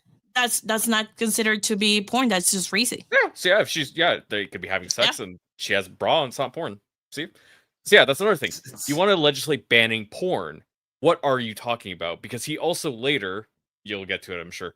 He talks about how what was her face? Melanie Mack. Melanie Mack was talking about banning porn when she's talking about the first Descendant, as you brought up earlier. Nick, I think it was. They wanted to ban the first Descendant for being porn, which is a girl in a skimpy outfit in a video game. Yeah. That is not porn by any stretch of the imagination. That is your idea of lust, and that being something that we have to legislate against, and that is insane. And guess what? I'm not a libertarian at all. I am actually I'm probably a little bit more conservative and further right, if you, however you define it, than Kangman Lee. But I'm also practical. I understand how these things work. In politics, generally, a little bit better generally, I think. You can't ban it. You can't really get rid of it. It's like, okay, so we're going to ban these people from producing it and stuff. But what about your citizens? So you have to have a digital ID tied to the internet to prevent them from accessing any of these sites worldwide. That's basically how you're going to have to stop it. If you want to just like legislate morally, it's like we can't have sexy women appearing at all. We're going to be banning porn. We're going to stop our citizens from getting into it at all. We have to have a digital ID, and that means all these sites have to be tracking it, or we have to like tie it into your browser somehow. We have all this weird things we have to do when we could just say, hey, it is a parent's responsibility to stop their kids from accessing it. Kids should not have free access to the internet, and people should be allowed to consume porn because we can't really define it away very easily. We could stop production of it in the United States. Like that's about what you can do. Yeah. And even then, where's my thing is like I said before, if like, you ban it, like you ban it, right? It's not going to make people want to all of a sudden, well, they banned porn. Well, I'm going to go to my local church now. No, it's not happening. If anything, what's going to happen is now, and people are petty, okay? People are petty. So, and people don't understand like that are in adult entertainment. As somebody, and I was talking to Gothics about this, and this is a story, I told this to Gothics, and this is a secondhand story. So if details are kind of all over the place, I do apologize. How do I put this? So there was a girl that I knew that she told me she had a dancer friend that had a client. The client wanted her, the dancer friend, to wear like clothing that was like little, like resembling almost like questionable, like a little girl. Yeah. You know what I'm saying? Like, so if you ban that, you know what I'm saying? He could be labeled as potentially a PDF file. And you know what I'm saying? You don't understand what you're unleashing, especially a lot of people like Lee. They don't understand what they're unleashing, and what a lot of adult entertainment has done. Yeah, it's basically, how do I tell the Gothics this? It's basically like the mucus in your stomach, that, you know, the acid in your stomach, that shit can literally eat you alive. But there's like a lining of mucus in your stomach that prevents that shit from eating you alive. That's basically what adult entertainment is, in a way. You know what I'm saying? It basically keeps things, it's weird, it's nasty, it's gross, but to some people, but it's keeping things in check, so to speak. Yeah. I do have a little bit more to add on that. It's like, yeah, if you actually manage to ban porn entirely, it's like no access to anything, guess what? You're gonna have a lot, like we always talk about, young, angry young men around. Do you really think they're gonna become less angry when porn is gone, when there's less placating them as like a societal placation, you know? And then what happens when you get caught with banned pornography? Let's Cindy get her thoughts before we'll keep going. Sorry, we over here having a good conversation. Okay. Oh no, you guys were. I wasn't going to interrupt. I actually very much largely. I was gonna say my last one was, I think porn is just a symptom. It is not the source of societal decay. Yeah. All right, Cindy? Oh, yeah. You guys had some really, really good points. And we're at least saying things, at least stuff that were similar to what I was thinking. But also it's like, I do not drink. I don't like alcohol, right? Like, I don't like the taste. I don't like it when people drive while drinking. You know, it's still going to happen. But that doesn't mean that I want alcohol banned across everywhere. You know, that's a retarded thought. And because people will just go out of their way to find it regardless. Like when I was a kid, I was not allowed to do a lot of stuff, but I found out how to pick a lock and go find my dad's porn stash and I found it anyway. Like, teach your kids responsibility, or at least, once they show interest, talk to them about it. Just be like, hey, this isn't appropriate for your age. I understand where you're coming from, and then parent lesson, Yeah. And honestly, that's really what makes that's really the best way to beat it. Ironically, as weird as it sounds, the best way to beat it is to educate people, right? Because that's, once again, like I said before, that's why, especially now, you see a lot of girls going to the OnlyFans girls. I can't tell you how many times I've talked to dancers, like new dancers that are like a couple of years in, and they were like, they had no idea what was going on. They were like, the time they was like, oh, I didn't know it was going to be like this. I just thought I was going to get an easy money, because nobody sat down and talked with them. Nobody sat down and told them, hey, look, this is what it is. This is what it's not. A lot of them were, hey, I need money real quick, or they were just, being bored on social media, and nobody really sat down and gave them the game per se. So, and with everything, being like you said earlier, as a child, once you start, making everything a taboo, where you start, just saying no, people are gonna, like, the kids are gonna, like, well, why is it saying no? Like, well, what's wrong with it? And now that's gonna make it even more allure. Now, also, it doesn't also help too. The OnlyFans girl, like, the reason why a lot of OnlyFans girls get slack now is because of a lot of the OnlyFans girls at first were just being fucking stupid. They were posting their links on everything. Somebody, something big happened.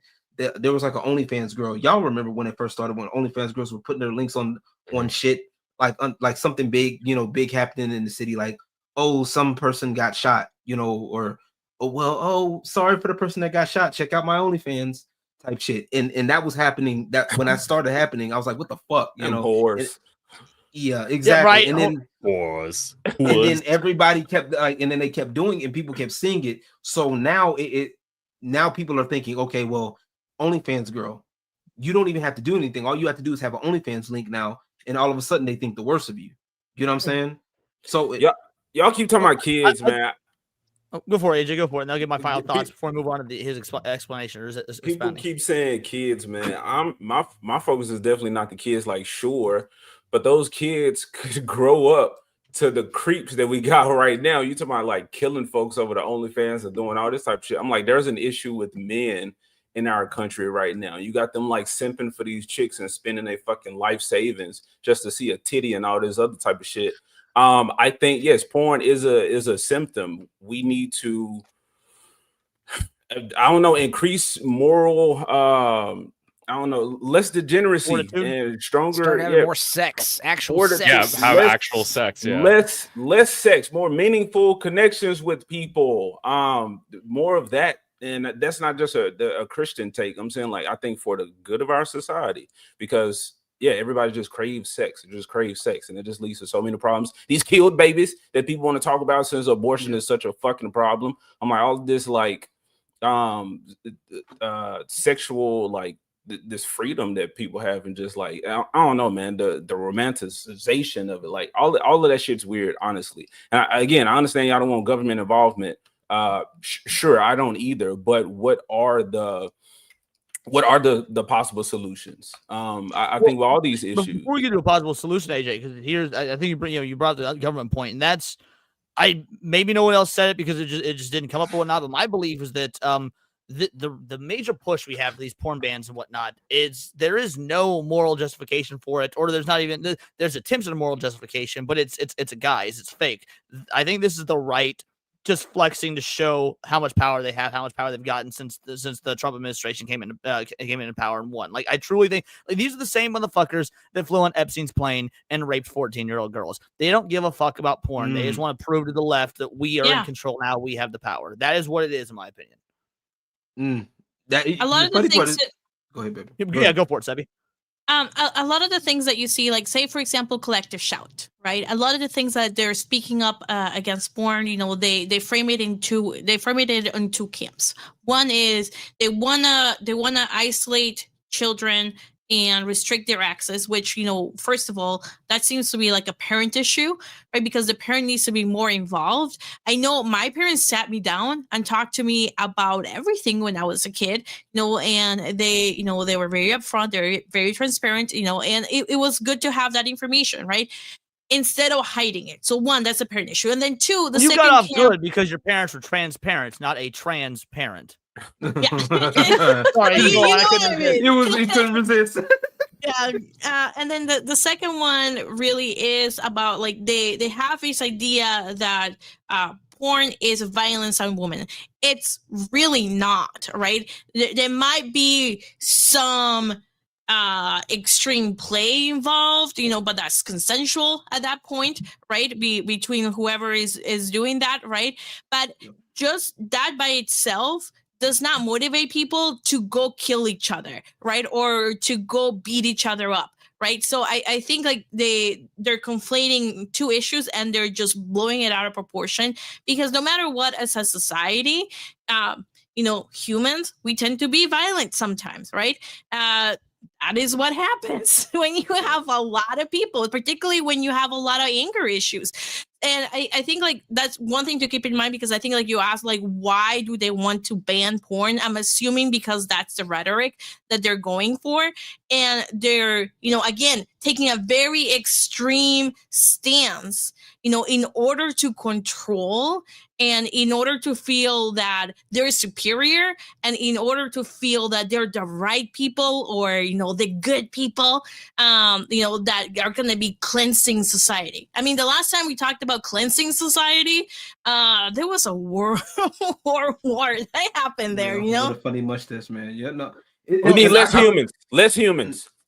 So Jonathan goes on. He says, I'm losing followers because I hate porn and want outlawed. Insanity. My primary allegiance is to Christ. I'll never be shy about that. I'm not a libertarian. It's losing an untenable ideology. For what does it profit a man to gain a whole world and forfeit his soul? And then he follows up with, I know I'm not the first Christian creator slammer advocating for morals and standards. Razor Fist and Melanie Mack were relentlessly mischaracterized and attacked for having Christian beliefs. Ultimately, even if people are on our side politically, it's inevitable that there are some who revile us for our faith and beliefs as Christians. They will scream, stop imposing your beliefs on us, as they impose their view of the world on us. I appreciate those who have disagreed with me, and honestly and respectfully, and still invite any creator to a live conversation or debate. But the whole outrage against me on this platform the past day has been about how I want to impose digital ID and have the government control everyone's internet activity. I've been very clear that restrictions on porn can be achieved without this, but naysayers still insist I'm obsessed with the state controlling your entire life. I think we have a clear and charitable as I can be about this issue. Have a blessed week, fam. So that was his final thought. So say it again. I was gonna think he has not made it clear how we would ban porn, like without getting a government control involved, like in terms of you can't ID. But I mean, the government is not really even that great at banning things. I mean, think about prostitution, right? I mean, it's only legal in one place, and it still happens everywhere. Yeah. Yeah. How are they going to ban it, man? I don't think they should be, and that's my thing is I don't think it should be, because once again, people are petty, and if you do that, people are petty, and they're going to remember that. And I remember just telling this to Gothics earlier. I said, Gothics, if Gothics were like Mr. Lee, right? Say porn gets banned tomorrow, right? And Lee himself would put himself at the face of it and said, hey, it was me, Dio. It was me, Dio. Me, Mr. Lee. I was the one behind this damn Exactly. He would have been if he thinks the backlash he gets now is bad, he will get backlash from not only the fans, right? The fans, the people that consume the stuff, right? Okay. The creators themselves will go after him, right? And not only that, at some point, then once again it goes into a power shift. So now once we start putting power shifts in play and we start saying, okay, well, this can be banned. Okay, well, now once again I think it was Sevi that mentioned it earlier, pendulum swings.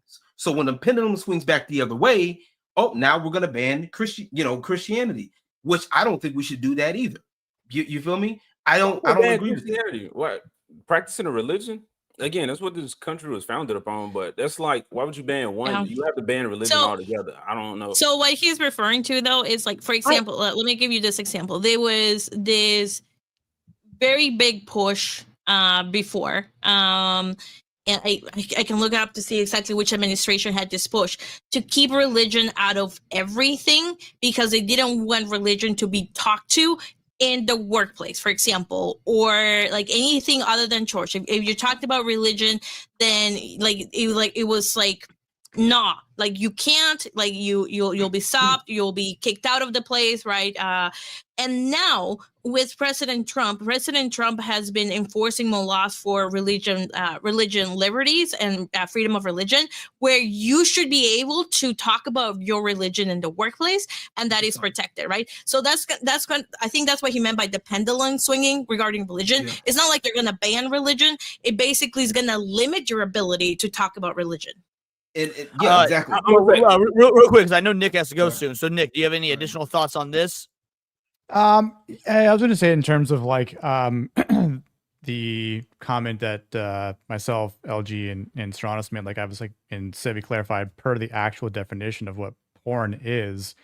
You know, and again, being a religious person myself, like Melanie Mack, which I've never met her, never spoken to her, anything like that. So I'm not going to like completely bash her or anything. But the one thing that I don't like seeing that other people that really profess themselves, and like I totally get it that we profess our Christianity, whatnot, but I don't like seeing the amount of hypocrisy that Christians have on social media, on X, on YouTube.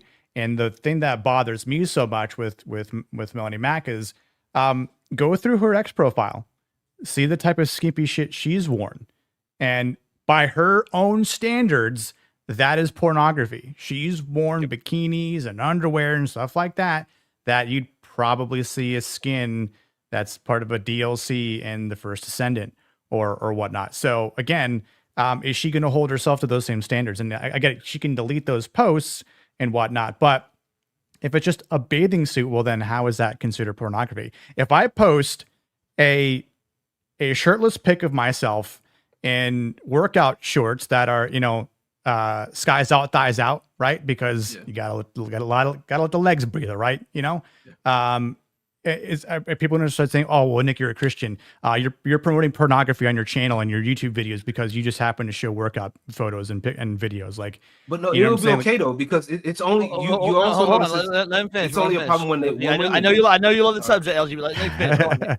But that's my point. Is like I would never do something like that, right? Because again, to me, the pornography that is on on Pornhub or whatever is completely different than what we buy in a game and what we see in a DLC outfit, right? That again, you could just say it's artwork because it is.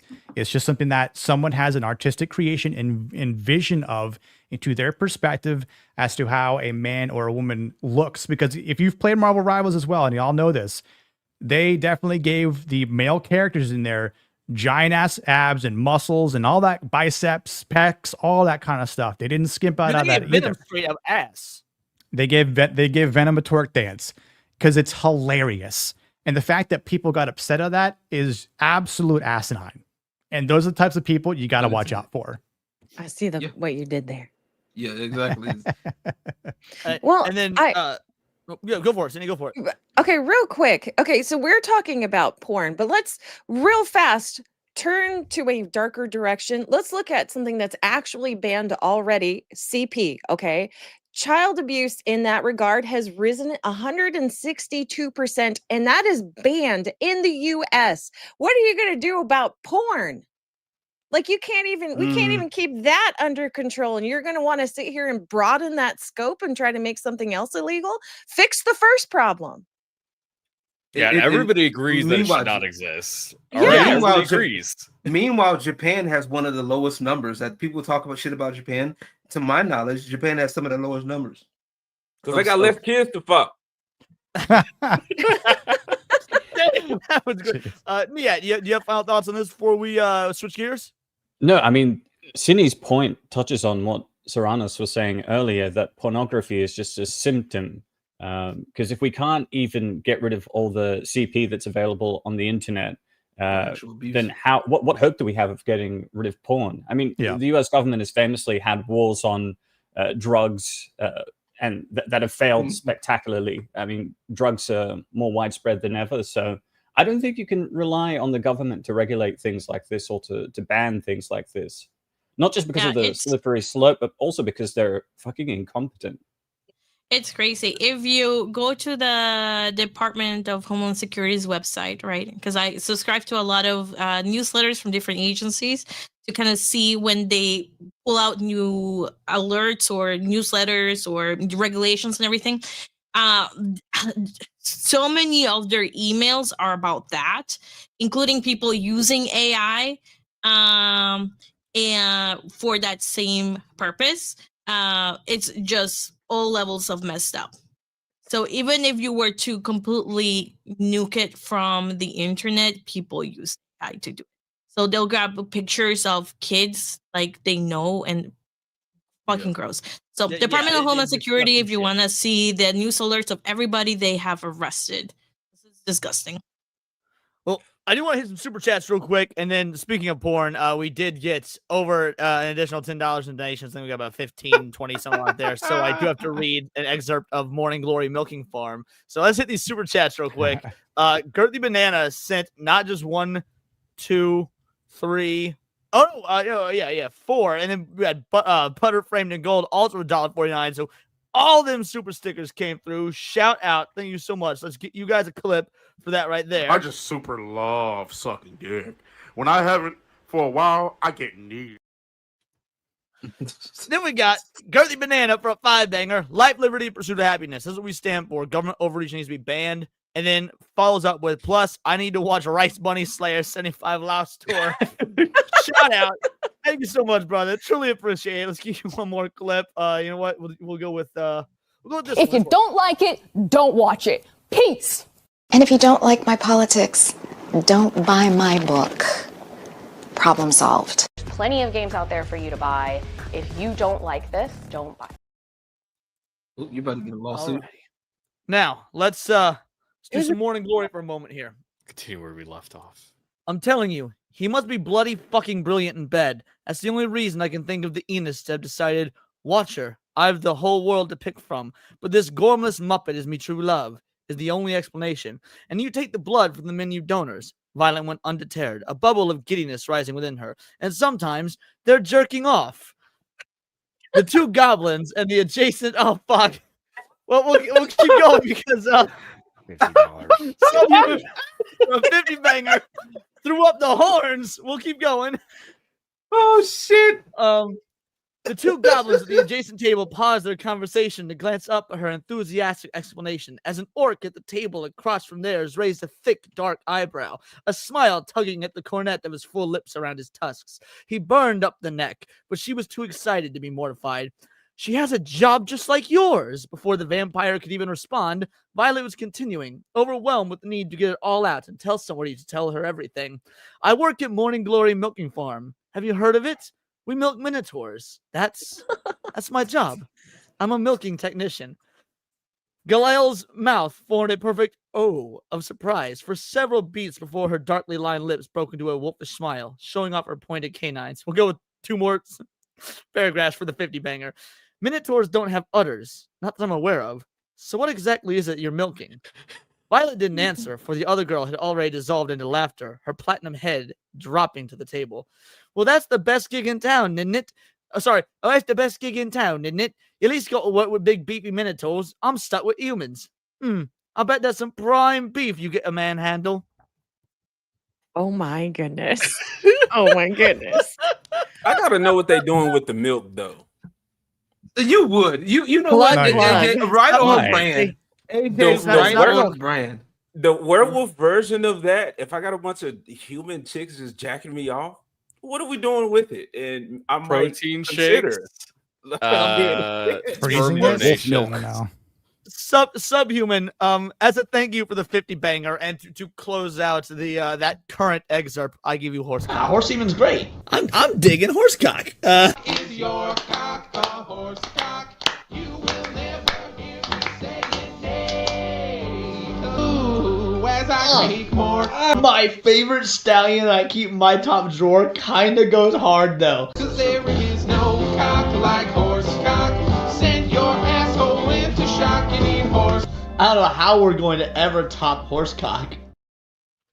Alrighty, and for another 10 banger good banana, we'll read one more excerpt, but then we gotta get to our next topic, and Nick's gotta get out of here. He says, "Go on." All right, it's time to get up. She whispered against his throat, nuzzling into the thick hair there, arching against the hand he stroked down her spine. His wide pink nose pressed to her hair, agreeing with a grunt when deep, lushly accent voice broke to the room. "Junie, do not even think of it.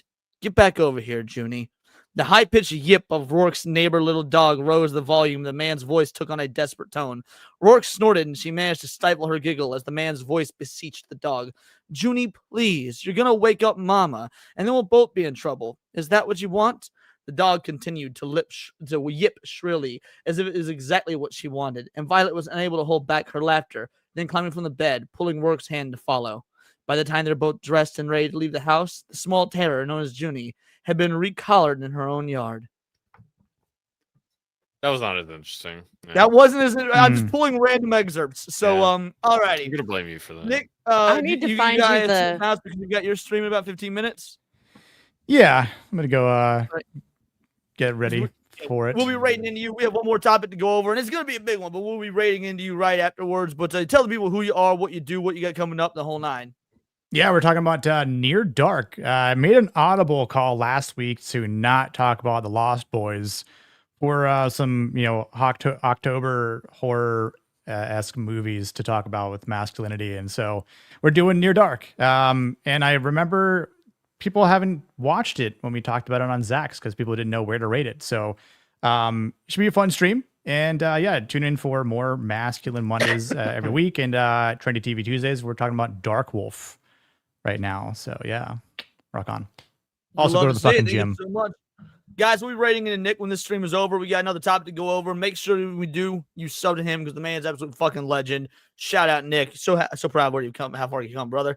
Dude, appreciate you, Leon. It's good to see everyone. Sevi, nice to see and meet you, and catch y'all later.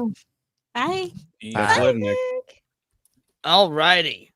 So let's talk about this. Normally when I do articles, we highlight the important parts, but honestly, this whole article is so baffling. We're just gonna go through it kind of paragraph by paragraph. We're gonna get some opinions. Oh boy.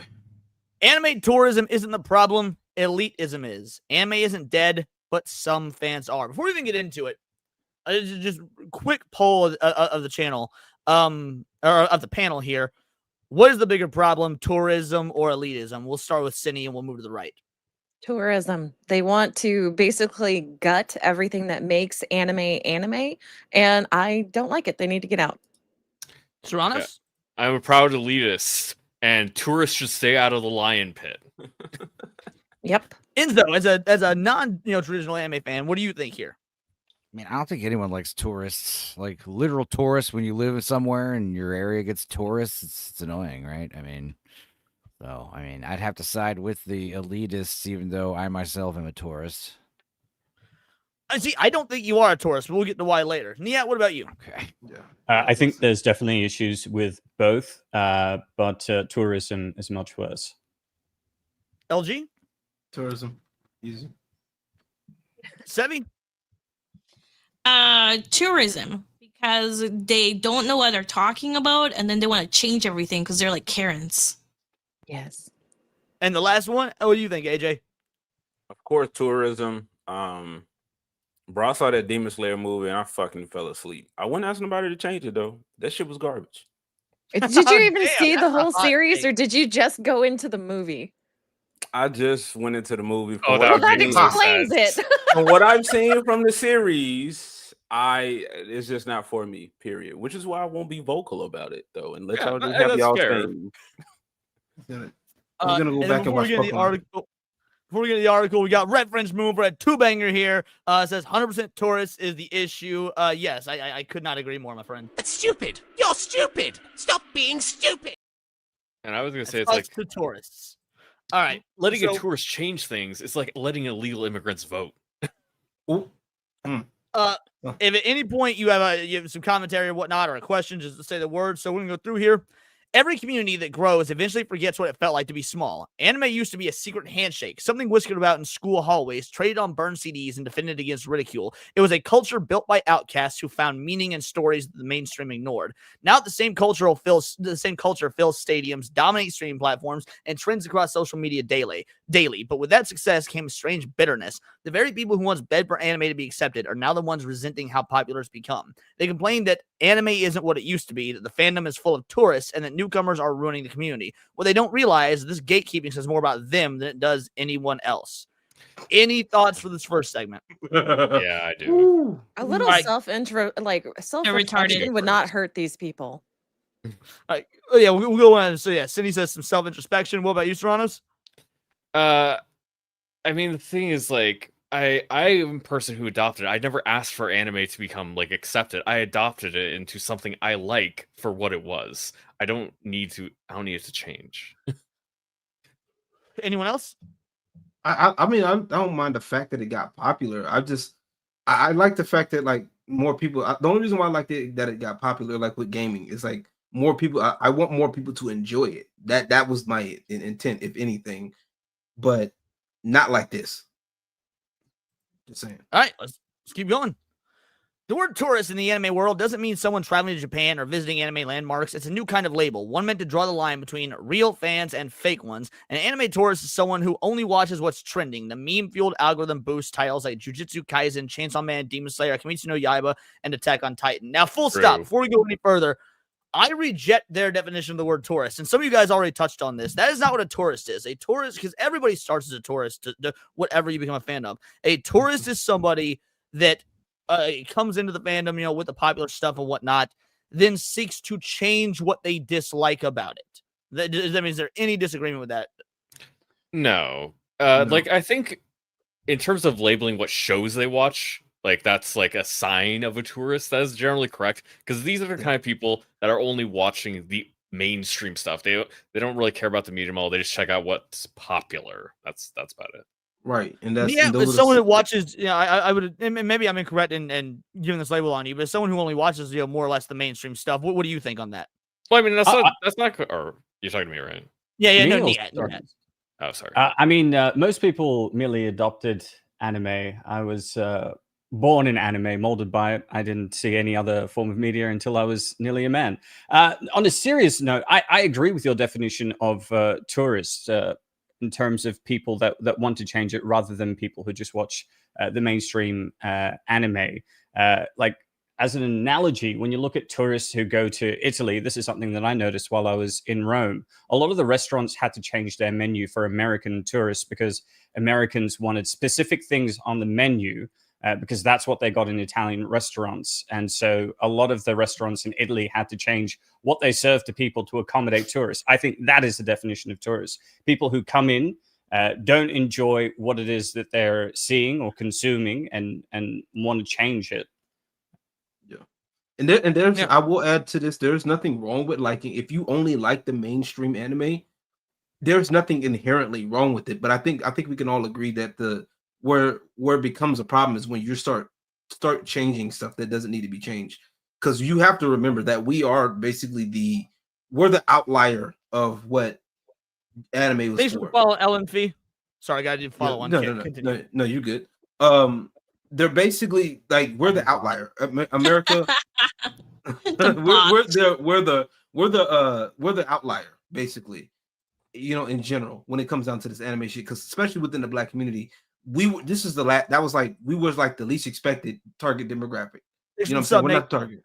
You know what I'm saying? So that's what people should understand. And like when we do like this stuff, it's basically based off of what we see. Like there's nothing wrong with it, but when we start changing things, that's the problem. That's what I'm thinking.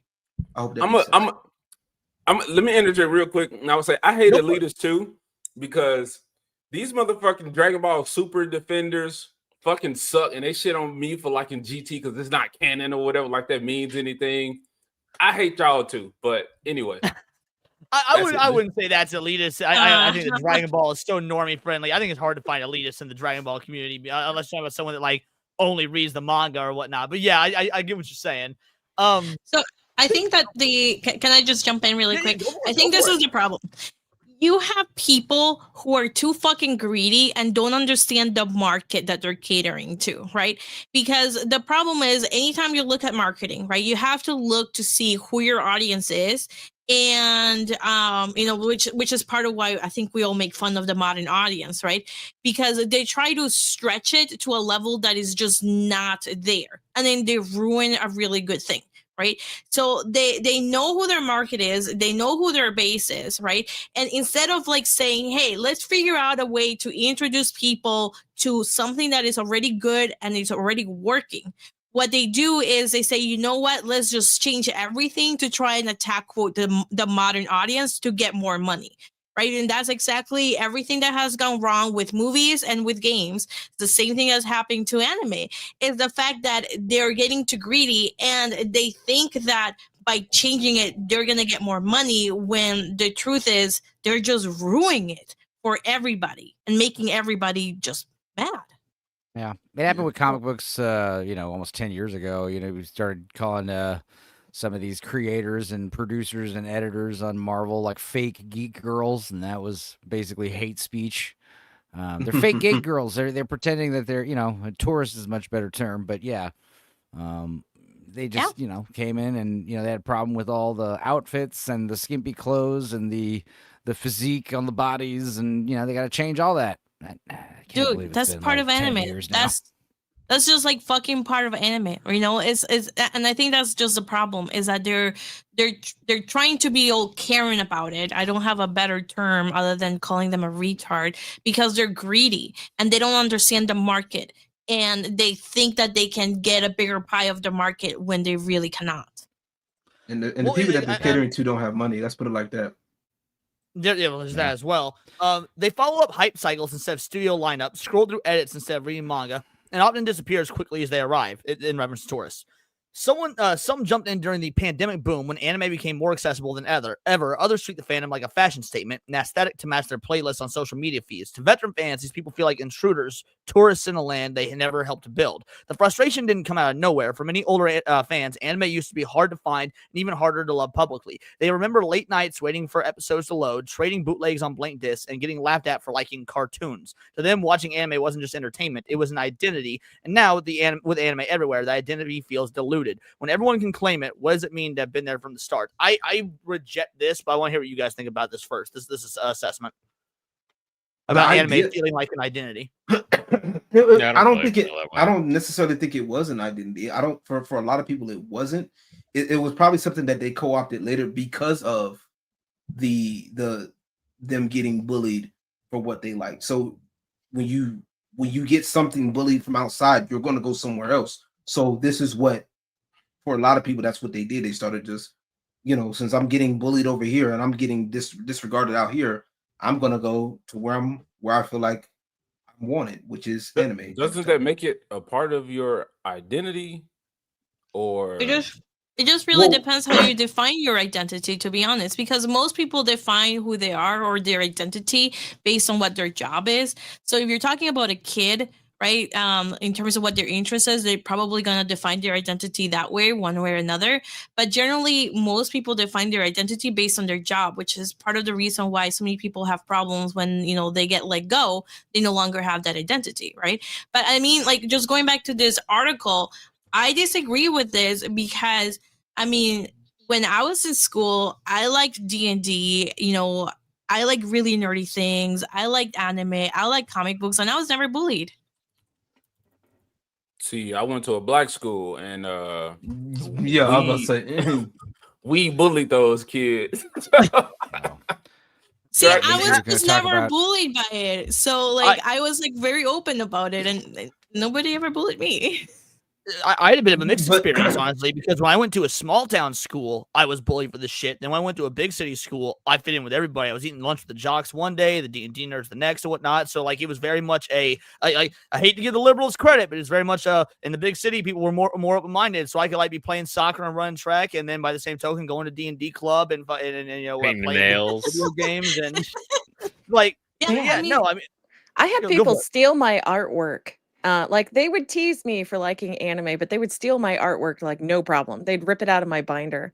And they were too scared to actually bully me over it. So it's wild. Yeah, just the problem I have with this though is that when they say that old school anime fans think of it as an identity, and maybe I'm the one that's using identity incorrectly here, but like when I think of someone's identity, I think of like that's what makes them an individual, the way they think, the way they hold their moral values, stuff to that effect. So like my identity is based on the way I come to XYZ conclusions, or why it's not what I enjoy, it is why I enjoy it. For example, things to that effect.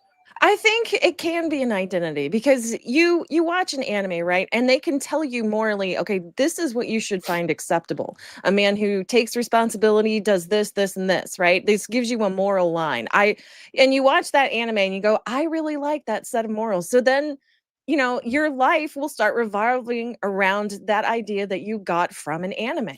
Right. But that makes your identity based on your morals and your thought process. You may have got it from an anime, you may have learned from the anime or from whatever medium you're, but it's not anime itself or being a fan that's part of your identity. I mean, again, but unless maybe I'm wrong, I don't know. Additional thoughts from everybody else. I think it just depends on the person. Like some people, this might be their only thing they have in life. Like think of an otaku, for example. Think about that dude in Japan that married a hologram. Yeah. Which I would think that's sad. But I think people's identity should be more than just what they consume. But I agree with Leon. I think it's more so why you consume it, why are you interested in it, and that's your identity, not the thing itself. And if that's all you got, then yeah, you need something else. Because if you take that away, like pandas or like animals with like one food source, once you take that away, you're about to die. You're done for. So yeah, that's not good for you. Yeah. Any final thoughts on the segment before we move on to the next one? I'll go ahead. All right, sounds good. This goes on to say, but this defensiveness has curdled into elitism. Social media has become flooded with fans who dismiss newcomers as tourists, shallow, clout-chasing viewers who only care about what's cool that season. It's a sentiment wrapped in superiority. If you only watch what's popular, you're not a real fan. Some go further, calling others fake weebs or treating those who dislike certain tropes like lollies or over-sexualized characters as moral outsiders. What was once a haven for weird, passionate people has started to mirror the judgmental mainstream it once rebelled against. And this is when the article starts to have. Yep. Okay. Yeah. Go for it, Serrano. I was saying that's the catch. They're building it up like you're talking about. There's like, oh, it's because it's because they watch popular things. That's why they hate them. No, it's because you want to change everything. It's because you outcry about these things that were never a problem before and aren't a problem, and you want it to change.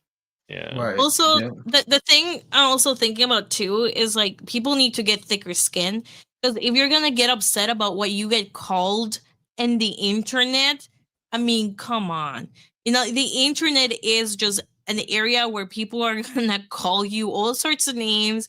Like just go to a Call of Duty lobby, just for a while, and then you'll see what's going on. It's like it just seems really retarded to me that they're suddenly. I fully believe that cyberbullying doesn't exist. It is a made-up fake concept, because if you have the ability to turn off your phone or mute or block or turn off the computer or whatever, and it will go away, then it's not real. I think that cyberbullying does not exist.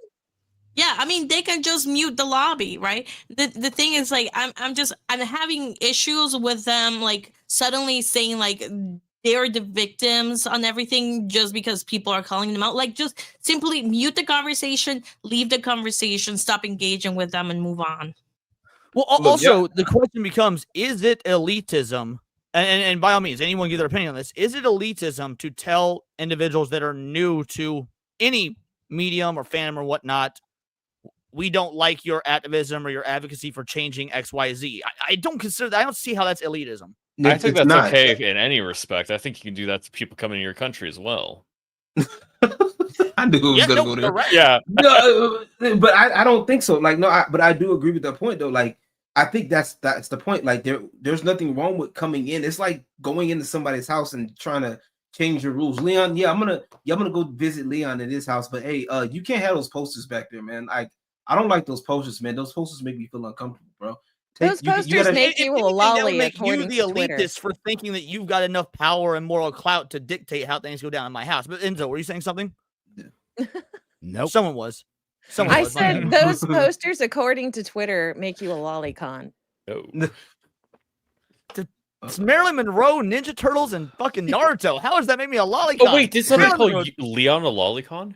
No, I mean, like, they have that kind of mental leap because, like, Yeah. Chibi Reviews, I right, wanted to see that. has a picture of General Esdeath on his wall, and I love that picture. It's beautiful. And they're like, "Oh, he's got a picture of a lolly behind him." And it's like, "Bitch, could you tell me in a different way that you're a tourist?" I hate that example. I mean, Why it's do how they we call call. It's like Esdeath when we a call. lolly? It's like when we call AJ a furry all the time just because he likes werewolves. You know, it's the same thing. It's just a Yeah, but the fun difference way is to that like, we dismiss know him. it's a joke as opposed to it is an unironic statement of fact for them. Oh, I'm so not it goes on joking. to say, I'm the not danger there of this yet, bro. mindset. Yeah, the danger of this mindset isn't just that it's cruel; it's that it's hypocritical. Every fan starts somewhere, and most of those somewheres are mainstream. These are the same people who mock anime tourists once began gateway hits like Naruto, Bleach, or Death Note. The only difference between them and so-called tourists is they had the time and interest to keep going. Shaming others for not being as deep into the fandom doesn't make someone more authentic; it makes them forgetful.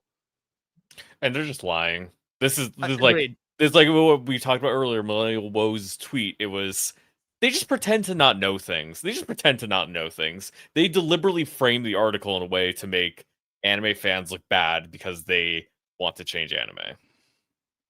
Yeah. Well, and also shaming others for not being as deep into the fandom doesn't make someone more authentic. It makes them forgivable. I'm confused as to how that makes them forgivable because nobody, to my knowledge, I've never heard it. I've talked with a lot of anime fans, a lot of y'all on this panel, about where you started with anime and whatnot. We all remember where we came from. And yes, I would say that a tourist is somebody that doesn't want to dig deeper. And again, that's not inherently bad. That's fine. I wouldn't maybe say that a tourist, but someone who's not a full-on fan. Like, if you only We're listen using to a band, tourists as a pejorative. We're using tourists yeah, as a yeah. So specific if you type only of listen person. to a band's, radio hits, let's say you got, Matchbox 20 or Led Zeppelin, pick any fucking band that's had hit songs on the radio, and those are the only songs you know. Sure, you can like those songs, but you're not a fan of the band. You're not. And once you buy their albums, you listen to stuff that's not on the radio, then then you're a fan. Is that mentality elitist, or am I retarded? No, I wouldn't. You could just say they're basically a mainstream fan. Like, well, I'll put it like this: a person. See, once again, I'm thinking of people that have common sense, and we're not talking about those people right now. A person with common sense would tell you, "Hey, look, I only know, I'm basically familiar with I'm surface level type shit, but I really love, Limp Bizkit. I really love, the songs that are like really popular by Limp Bizkit. I'm familiar with these songs. I didn't know he had more. All I know is what's the normal stuff, like the surface level shit. But once again, you should want to go deeper. That's the thing. If you're really a fan of something, if you want to be a fan, you should want to go deeper. Exactly. But not only that, I get your point. In my opinion, real fans embrace and take newbies and whatnot under their wing, whether it be for music or anime or comics or whatnot. Like dude, Niet, how many times have you gotten comments on your videos about like, oh, I didn't know XYZ, I can't wait to go learn more, or something like that, because you do lore deep dives? Yeah, I mean, just yesterday while I was gaming, a lot of the people that were tuning in that don't usually see my streams were like, "Oh, you put me on this comic or this television show or this movie series that I didn't even know existed." So, yeah.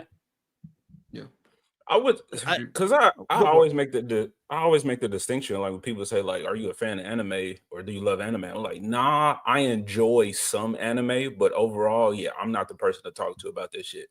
Or I was just talking to Sydney, like, yeah, I got some anime on the back of my wall. Those are the ones I fucking love, but that pales in comparison to how many animes are actually out there. And I'm definitely not reading no fucking manga. I mean, there's one I read because you're intellectually honest, AJ. That's the thing, is you're intellectually honest. I would never call you a tourist because, like, yes, you've seen Full Metal Alchemist, you've seen Dragon Ball, you've seen the big shit. I would never call you a tourist because A, you're honest about the fact that you're like, look, I've just seen the mainstream shit, but also I've never once heard you say, I want anime to be more like Western animation, which I know you want to see a revival of, is real Western animation. Yeah, You've never once advocated for that. I love the East respect and reverence for animation. So anime, live on, keep doing y'all thing, because we fucking up with anime. You just saw that goddamn Batman animation. That's what we're putting out now, man. We fucking up, man. We fucking up over here, man. Help. I'm learning to appreciate the Japanese sense of humor thanks to interspecies reviewers and a few other weird animes you guys have suggested for me to watch. There are some weird ones, but goddamn, the humor is great. They got a funny The sense kind of humor. elitism grows from nostalgia. Many older fans look back on the early days with rose-colored glasses when the community was smaller. The shows felt grittier and the passion felt purer, but the purity came from limitation. Anime wasn't hard to find because it was better back then. It was hard to find because it was inaccessible. Being an anime fan used to mean being willing to dig, to import, to pirate, because the industry barely acknowledged you. What fans miss isn't quality, it's exclusivity. Is there anybody that has an agreement with this sentiment that what anime fans miss is exclusivity? Because I think there could be an argument for that. I just don't think this article makes a good argument for it. Not a good from other people out there. Like they want, if other people are coming in, like you said, adopt the medium, want to dig deeper. That people want to be passionate with other fans, which they were because you had to be to actually be into it back then, right? Right. Yeah.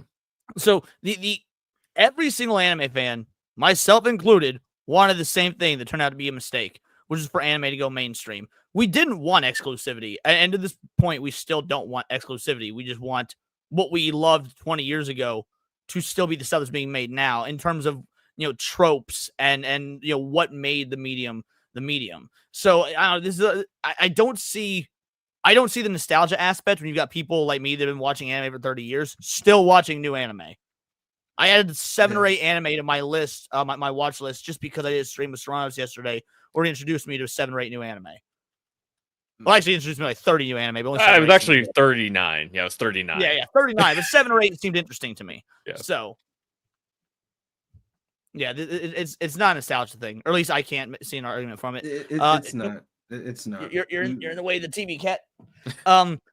The nostalgia comes with jealousy. Fans who built their identities around being outsiders now see younger people enjoying anime freely and feel pushed aside. It's a toys mine mentality. The urge to hold tighter to the moment someone else wants to play. That reaction betrays the community's original purpose. The dream was always to make anime accepted, to make it accessible, to let others see its beauty. That dream came true, and some people don't know how to handle it. Did that dream come true? I disagree with the whole. It's that toy's my mentality. We don't care about the number of people consuming it. The issue is when they break the toy, right? That's when we have an issue. When they want to change it, when we can no longer consume it the way we used to. That part, agreeable. Could not have said that better myself. Any other denims to that? It's like there's nothing like we want it. Like it's partially. How do I put it? They're trying to do they're doing the bait and switch on this. I'm noticing a lot of bait. Whole article. That is a whole article. The whole article is bait and switch right now, and it's really prevalent now, right here. It's like, oh well, they wanted accessible, which is true. That's what we wanted, but we didn't want this. We didn't want people coming in here trying to like you saying break the toy, or trying. Oh well, maybe if you play with the toy like this, maybe if you stretch you stretch the guy's arm back this way instead of this way. Like let it. The toy goes like this. Okay, you don't need to add anything extra to Mr. Potato Head. Okay, just let us play with Mr. Potato Head the way it is. If you want to play with Mr. Potato Head or not, that's it. Mr. Potato Head arm can bend though. But no. What I'm saying, adding extra parts. That's adding what I'm extra holes, drilling extra holes in Mr. Potato Head. There's a key difference between being an inexperienced fan and being an elitist. The experienced fan uses their time in the fandom to share knowledge, recommending older series, explaining the artistry, helping others dive deeper. The elitist uses their experience as a weapon, belittling newcomers, scoffing at trends, and treating fandom as hierarchy. The first keeps anime alive, the second keeps it locked away. The truth is that anime tourism is a symptom of success, not decline. We'll get to that in a moment. The fact that people who never would have touched anime a decade ago now call themselves fans is a victory. It means the anime has crossed borders, languages, and generations. The tourists who come from the hype might not stay for the long haul, but some will, and those who do will carry the culture forward the same way the early fans once did. Oh, get the fuck out of here! Scummy, no, they will not. They will do that. They do that. First, Serranos will go to LG. And of course, anyone else after that. Like but they're just purposely obfuscating the point. They mention it's like, oh, people will say they don't like lolly. Of course you don't like lolly. It's gross, right? They're just continually, like LG said, they're obfuscating the point. They're lying very, very deliberately here to misrepresent the anime fans' point. Yeah. That's exactly what it is. It's once again, we don't mind. I never had a problem sharing or giving people idea of where to look. I just don't. You don't need to sit up here and tell me or try to say, oh, well, I don't like, because I've seen so many posts, especially like on Twitter or X, that, oh well, I don't understand why they got fan service in anime. I don't know why they zoomed in into this girl's tits. Oh, does that girl looks like she's 16? This girl looks like she's underage. Like, shut up. You ever seen somebody like watch a movie with somebody and they just keep talking? Thank you, because that's why I want to hold that thought. So in regards to that, the truth is the anime tourism is a success, not decline. The fact that people never would have touched anime a decade ago, call themselves fans, is a victory. And this is where I disagree with the statement, because of things like you said. It's a symptom of success. We need to find what success means. And like, is anime more financially successful now than it's ever been in the West? Absolutely. Does that financial success does that outweigh what I would call the cultural failure? Like, I mean, I think that's a fair way to look at it. Does anyone disagree? Yeah. I think they kind of bury the lead a little bit. It's like the people who never would have touched it. It's not because they didn't know about it. It's because it wasn't culturally acceptable for them to do so. Bingo. But one of the things that I want to point out, I don't know if you guys caught this, but they're basically already delineating in this article, oh, hey, you can be a good guy if you're not an elitist and then you accept all of these changes. You know, it's the same thing right now with, like, if you don't like a movie or a TV show, they immediately call you racist or homophobic, right? And they're immediately already categorizing you as the bad guy. And this is what this article is doing. It's basically saying, if you don't agree with how things are changing, then you are the bad guy. And what was the thing? It says in there, the elitist uses their experience as a weapon. So they're basically calling you a bully, right? Belittling newcomers, scoffing at the trends. I was not aware that was a trend. It's a mistake. I wouldn't call it a fucking trend, right? And treating fandom as a hierarchy. So they're already using very loaded terms there. And then, you know, it says like the first one is the experienced fan. Hey, you can also be an experienced fan and be one of the good guys. Exactly. Yeah. Well, by the they're way, they're trying to browbeat you into. Oh, sorry. You can keep going if you're gonna. Yeah, no, I would rather be called a racist and a homophobic than go into one of these good guys. Well, Right, I mean, which it I never would say switches. that, by the way, fandom is a hierarchy because, like, look, I like Warhammer 40K. I've played Warhammer 40K about 4 times in my life. I've enjoyed every bit of it. I would say that from a knowledge of the lore standpoint, somebody like Niet, who has done hours of lore deep dive videos, is higher on this fandom hierarchy than me because he has got the knowledge to impart into people like me who are casuals when it comes to that. That is a hierarchy, and that's good. That's fine. Humans exist in hierarchical situations and societies for a reason by default. Yeah, that's you said something key because in people that are in the fandoms, that are actually in the fandoms, they understand that concept. And the problem is with a lot of these people that are coming in, and even within the left-leaning places, they don't have that concept. They have that communism thing. It's like, oh well, and that's why they keep trying to make it like Sebi was saying. They're trying to browbeat you and try to make you see like, well, if you really are a good guy, you'll let us make these changes or you'll let us make these things. And then what happens is those people that don't know better, we see it all the time. Those people that are like, okay, sure, we'll take these changes. Then, well, yeah, you know what, you are right. Maybe we shouldn't have, so much fan service in anime. You know what I'm saying? Not even knowing that fan service isn't just limited to ass and tits. Fan service could also be a callback to a previous episode or a previous season or a different series. Yeah, bringing a character back that people like. Yeah. Exactly. Yeah. So, and me. Go ahead. Sorry. I don't know. Just to educate me, how the fuck is fan service like nostalgia bait or like references to it is, but also ass and titties? I'm not saying it isn't. I was just it's like, stuff wow, fans like. That's what it is. Sailor Moon has the transformation where you get to see the ass and titties, and I would be furious as fuck if they took out those animations. See, I thought fan service I just meant the titties and the ass and the panties. No. So, here's an example of it in Spider-Man: No Way Home or Far From No Way Home. Bringing back Tobey Maguire and Andrew Garfield, that is fan service. Fan service is stuff that is not inherently necessary, but is done to make fans happy. I agree, but I think I called that nostalgia bait more than so nostalgia bait is when fan service is not inherently bad. Nostalgia bait is a type of fan service that is bad. The way you delineate the two, if your only selling point for XYZ product is the nostalgia, that makes it nostalgia bait. The product needs to be able to stand on its own to begin with, and then the fan service should be secondary.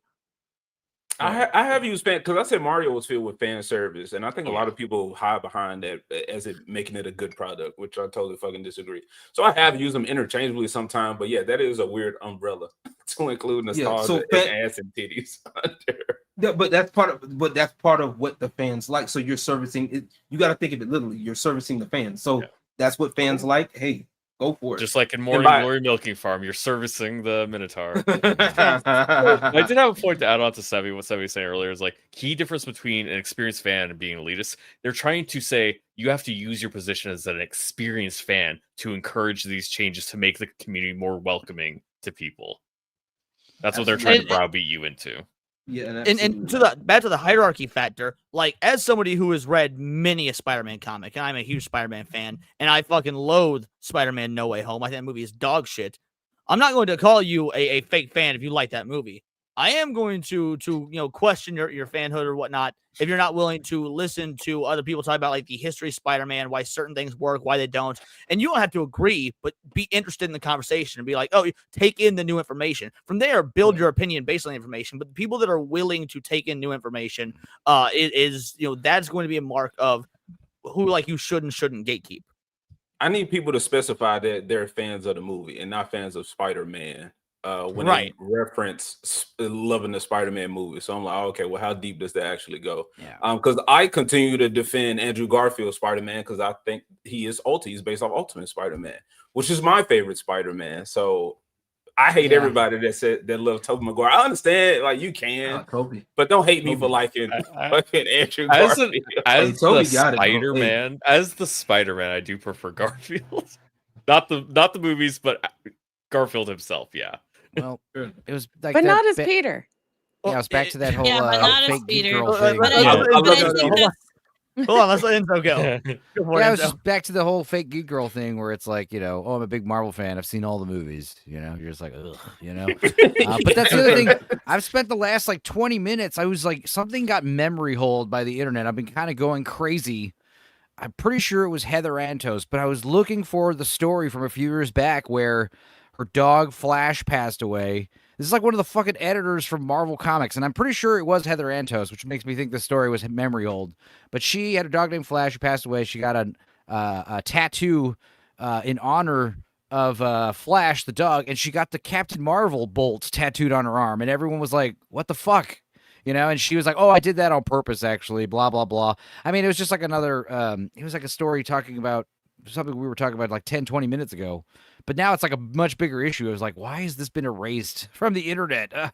You guys remember that story happening? Am I the only one? No, but that's I 100% believe that story because we've seen like the tattoos be like the logo from Marvel and it's got DC characters in it. Like, you know what I'm saying? It'll be like Wolverine, Batman, Superman, Hulk, and it's the logo from Marvel. It's like, oh, homie, now that how much of that's on the tattoo artist versus on the fan. But yeah, no, again, it's infuriating because the idea that it was memory hold. Yeah, Nazi. It was a Nazi symbol too. That's the other thing. Yeah, Davina remembers. Okay. So yeah, but the memory holding is what is what these individuals game is. And again, not necessarily maybe like the newbie fans who don't know any better, but these large corporations that take the investment money from BlackRock that want to make anime go global or whatnot. They will themselves memory hold these products that could be by modern standards deemed uncouth or whatnot, so that they can continue to sell the product and not have to worry about backlash. So I mean, I think there's intentional memory holding that goes on at the corporate level. Yeah. Oh well. Is there anything left in this article? Oh yeah, I think that's actually, but you're actually right though. That's also another thing to consider too. That the companies are actually intentionally going along with this stuff too, and like putting stuff like memory holding certain things. That's something you might want to look at too. So. Well, the article finishes off by saying the community doesn't need fewer anime tourists; it needs better role models. Instead of sneering at newcomers, we're not knowing. What did I say? Called it. Exactly. Called it. Exactly. Instead of sneering at newcomers for not knowing enough, fans just help them find what makes the medium special. The more people who care about anime, even casually, the more support its creators and studios get, and the more stories can be told. Gatekeeping doesn't protect anime, it isolates it. Anime tourism isn't killing the... You know what? This occurred to me. Gatekeeping doesn't protect anime, it isolates it. But how much do you want to bet this is some massive lefty that goes on and on about how bad colonization is? Don't you think that the Aztecs gatekeeping would have protected them from the smallpox blankets? just a thought. You're mixing like three different things together with Native American history. You know I don't give a fuck about it. Anyway, you get the idea that I'm going for here. Fuck them engines. Anime tourism isn't killing the culture, elitism is. Every fan who joins because of a meme or viral scene is proof that anime still resonates with people, that still captures imagination and emotions the way it always has. To turn these people away is to forget the community's own history. We were all tourists once. The goal was never to keep anime secret. It was to see how far it could go. But again, I would say at what cost. But given that this is the end of the article, open up the floor for thoughts. Sevi called it. Yeah. I think honestly, at this point, it's become more apparent now that there's so many people, and I've argued with so many black folks that are getting into anime now. I have no issue with that, and I'm glad to see a lot of us, that were probably bullied, now coming into a little bit of prominence. I'm actually happy about that. But to sit up here and try to become the tourist that we're talking about, it's something that pisses me off. You know what I'm saying? Like, it's not my job to, make you feel comfortable. Like, look, this is a part of what anime is. Okay, you don't like you don't like the upskirt shots. Guess what? Why are you only watching fucking shonen anime? Because that's where that more often than not that goes at. Why are you only watching one form of anime? Okay, there's slice of life. There's shoujo. There's all of these other types of anime. Why are you not going to that? If you claim to be, if you have if you're claiming to be into it or you liked it, then you shouldn't be, because all the complaints, I'm telling you, a lot of the complaints is always from the same type of anime. The one that got popular in the first place was the shonen type anime. The Dragon Ball Z's, the Jujutsu Kaisens, all of that's pretty much, if memory serves me correctly, correct me if I'm wrong, that falls into the shonen type of anime. Mm-hmm. They even complain about the age. I truly never gave a shit about the anime tours conversation. Like, I hear people have it, I'm just like, well, I don't give a fuck about anime. But until this Digimon game came out, it got so fucking popular, and all they post is fucking sexy Digimon women, bro. Yeah. I'm just like, man, I hate to see this shit. Like, yes, they're fucking hot, but come on now. But see, AJ, you're a perfect example of this. Then people don't care about problems like this in these nerdy subcultures until it affects them. Yeah, I get it. I understand, but again, since I wasn't so invested in anime, which I mean, Digimon is anime, but at the same time, I never thought people would gravitate to Digimon. I was like, that shit's lost, bro. We've been lost our chance to be. It's been a long time since Digimon's been mainstream. I can tell you that. It's always been like around. It's had a fandom, but yeah, it's definitely getting a nice little boost right now. This is so wild to see. Now that you see Digimon on the comeback, which by the way it is, it's wild. I agree with you, the Digimon's on the come up again. But are you like, oh fuck, what does this mean for the future of Digimon if this is the people they're going to start catering towards, and these are the new fans? Does it worry you? Yes, it does, but at the same time, even the shows have been lackluster for the past 3-4 seasons now. So I'm like, I'm interested in where it's going to go in the future, but I'm pretty sure they're not just about to put out hot, sexy Digimon just for that reason. I think Digimon is just going to continue to be Digimon, and people are going to actually stay and be like real fans, or they're going to be like, oh, okay, well that fad is over. So I'm not worried about those. So you have to think about it though. Like, even if they do like stay, like even if they do like have that fad, like how do I explain this? Even if that's what draws them in, cool. That's what draws them in, right? If they decide to stay, great. Like, encourage them to stay. If they don't, bye, pack your bags and leave. Look, man, that's all. When they ban porn, I'm gonna have to fucking hide my Digimon cards and artwork for some dude trying to goon my Digimon figures and shit. Hey, you know what? You gotta do what you gotta do, man. So one of the things that's interesting was I was looking at the author of the article that we were reading. She is extremely anti-Trump. One of her articles. Yeah, one of her articles is, "Are we being serious? Trump getting a peace prize? Really?" And she also has an article about the anti-immigration politics in Batman and Robin. So I mean, like a lot of her stuff seems to be very political, seems to have a very clear agenda. So I would not take her seriously. It looks like she's only posting to Substack. She's not really posting anywhere else.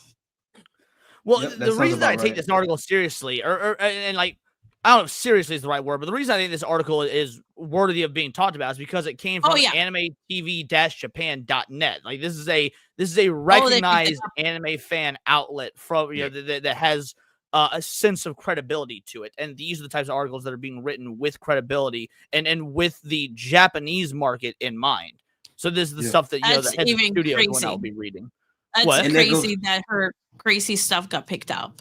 Yeah, and that's kind of part of the problem, and that's what I've been saying. Like, even with gaming, is that these people are getting into places and they're trying to they're trying to infiltrate certain spaces and say, hey, this is what we think, and it sucks because the people that they're trying to appeal to, or like the higher ups, they don't know any better. Still, they're like. And I think Eric July mentioned this, and it was when he mentioned it some years ago, like about a year or so ago, when he was talking about comics. He had said something along the line of like the CEOs, they're too busy running the company. They don't have their ears to the streets. These activists do. So, or to these gaming activists kind of do that, although it's distorted. So what they'll do is they'll sit up here and tell these CEOs, hey, look, you don't want to be labeled a racist. You don't want to be a homophobic, do you? You don't want to be labeled these bad things. So how about you listen to me? And the CEOs don't know better. So now they're getting information from these people that have infiltrated.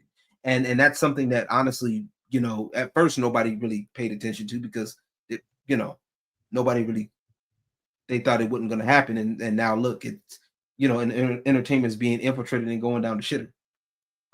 Well, I guess final question then would be, go for it. So I thought I'm gonna say to what is it? Both of the topics are relevant with the porn and then the fan service thing, because I'm never that guy that's like questioning like geek girls' legitimacy or whatever. Like I'm watching, you know what I'm saying? I'm questioning, but I'm not vocal about it. I'm not typing that shit. But it's like, especially with the Digimon thing, bro, it's like, I'm pretty sure, I can't say for sure, but so many of these females put on these like sexy cosplays and all this type of shit and just like suck these dudes dry for all of their funds. And they not helping me beat the furry allegations because some chick had a sexy Nido Queen outfit on that she was cosplaying. and he was like, here, take my money. No, I'm like, I'm gonna keep my money, but I hope somebody leak your photos. I would definitely be taking those. Not you hoping somebody leaked the photos, man. Come on. Old laptop, free Wi-Fi. He's getting his fix. So Mewtwo is still the thickest chick I've ever seen in Pokemon. Mewtwo is not a chick, bro. Hey, let's not do that. He's a kangaroo. Mewtwo's my favorite Pokemon. Mewtwo's my favorite Pokemon. Don't do that. I don't see no gender in his Pokédex. Put that evil on me, Ricky Bobby. I said his. Goddamn. Yeah, there you go. Now you talking right. Yeah. The question goes. I mean, I think we'll round out with this question here, and then we'll start doing outros and wrap the show up and rating Nick and whatnot. But the question is, when you see articles like this being picked up, and when you see them on these mainstream outlets, and you see the common sentiment on X from these tourists, and when they put out those videos like the ones we've reacted to about insert old school fan here must be a pedophile because they watched anime that has 16-year-old girls in high school romances and things like that. What's the end game here? Who's winning out on this? What's a relatively recent culture war battle when it comes to anime, because it's been so fixated on Western media for so long, and anime have been a long time seen as like the last bastion of free cultural expression, and we're seeing that slide down the wayside. Is there who's the victor? Is there a victor? Is there a way to push back against this? The whole nine. We'll start with AJ and we'll roundtable it. I truly don't know. I keep saying with all of this stuff, we call out the issues with a lot of stuff, not just on the pop culture side of it, but it's like I don't know what the solution is. I don't know what the ramifications are. Truly, it's hard for me to predict human behavior. I think humans are so sporadic. So Yeah, I don't know. That's my response to that. If that helps. Yep, no worries. Sevi, what about you? I'm just watching it all. Just fucking. I don't think there's a victor in this. Honestly, I think that we just have to get out there and then make sure to give better information to people about really what's going on.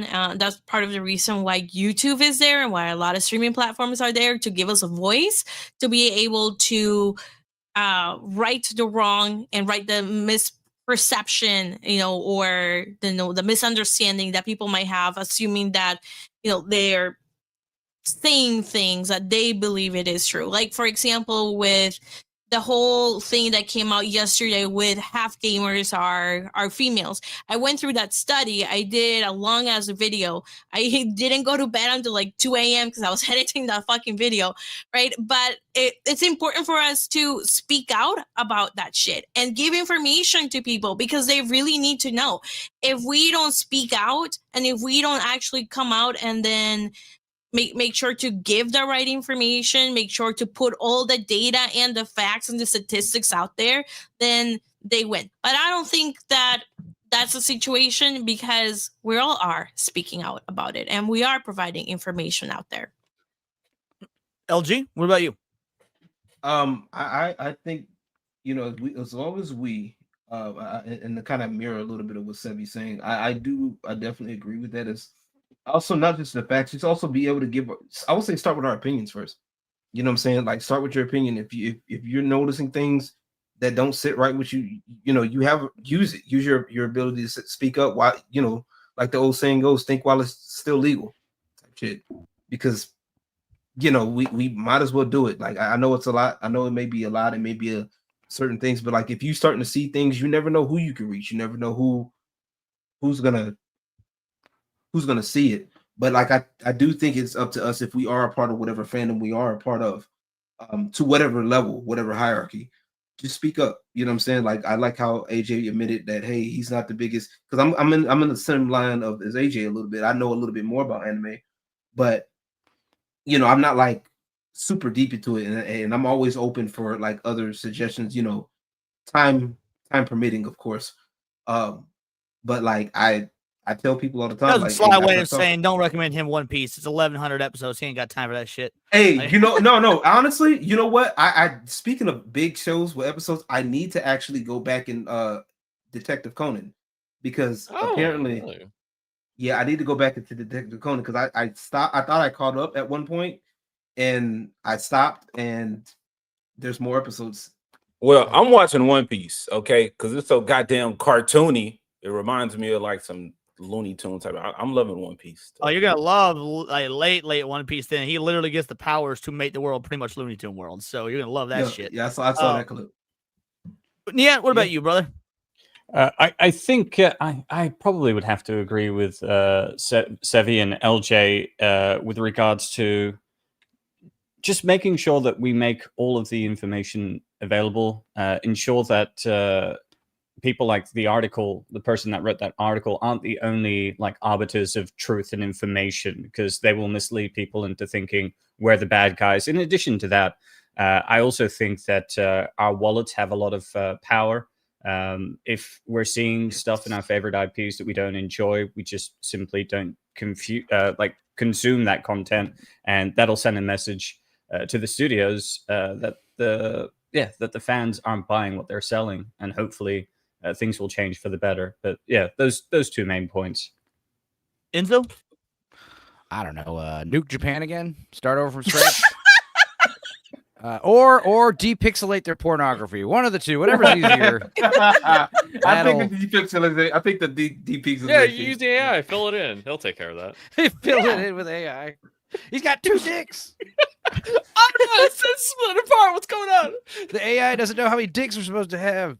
There's a dick coming out of her cheek. What about you, Serranos? The man said Nuke Japan. Give tourists helicopter rides. I can get on board with this message. I can. To North Korea. Do you have an example, or should I move to Cinny? Oh, you mean killing people? No. That's how I meant. Although again, I can't post it. I truly didn't know what the helicopter ride meant. No, I was speaking literally. Yeah, if you want to be a tourist, get a helicopter ride. You know, and if you look down to your left, where? Eco City. No. anywhere. What frustrates me is that, Japan's going to see that article and be like, "Huh, that's how the American people are thinking," and that pisses me off because they're not actually looking at what the Americans want. Because if they did, they'd see all these companies that are going under. Look at the backlash Netflix got because of a 2-year-old cartoon that aired on their platform, like however long. I think it was like 2 years ago, but like. All of a sudden they're hemorrhaging members and stuff. But we don't want the tourists. We want our fan service. We want what makes anime. I don't know. I'm so done with this. I'm so frustrated because they got into my space. .com. Look, I'm gonna keep saying alternative media though. Because I feel like we're trying to hold on to some shit, and a lot of this shit dying, bro. And it is what it is. Let it be. And just make something new. Until eventually they try to take over our fucking fandom, whatever. I disagree with that in that, like, yes, making new shit's great and it's important. I love when people make new shit. I love playing indie games. I love reading indie comics, the whole nine. That being said, I also like the shit we got. I like anime. I don't want to seed the ground to anime because I like anime. Why should we have to give it up to make you feel better? I'm definitely not saying, when I say give it up, I'm saying, I think a lot of the stuff was like public domain. A lot of shit, the newer stuff is not going to be public domain in our time, but make those, like how we watch, I watch a lot of indie animation, on my channel. And Leon, you enjoy some of that stuff with me. I'm like, create a lot of that stuff that people can still enjoy. These things don't have to be legitimate just because they have a name or that stamp on it. Like legitimacy, I think, comes from like the heart and soul put into a lot of stuff. No, I agree with that. What I'm saying is that, when it comes to indie stuff, of course, speaking with our wallet and consuming it and talking to people about it and showing off, it pushes out, it makes it legitimate. But I don't think that's a replacement for like I don't want some dude who makes like the next big indie action thing on YouTube to push out Dragon Ball. I want it to coexist with Dragon Ball, and I want to enjoy both. And I don't want to cede the ground of Dragon Ball to people who think that Akira Toriyama was racist because he drew Mr. Popo as black skin and big lips. Yeah, like that's I want to have both. I want to be able to enjoy Dragon Ball for what it is. Or all the more underground shit that that I enjoy, Dirty Pair, something that nobody fucking knows. And also be able to have the cool indie animations and indie video games and indie comic books. But like, I guess my final thoughts would be somehow, and we can do this VR videos and tagging Japanese politicians. And there's one particular Japanese politician who I follow on X who's very interested in what the West thinks of this stuff. And he's the only one that I can really find that does so. But I think we need to find a way to promote our voices in Japan itself, because I don't think they're either not aware, they don't care, or both, given sentiments I've seen from the Japanese side of X about how anime and their culture is handled in the West. They pretty much the general sentiment seems to be, and I could be wrong with this, but the general sentiment seems to be, especially from the political side of Japan, once it leaves our borders, we don't fucking care.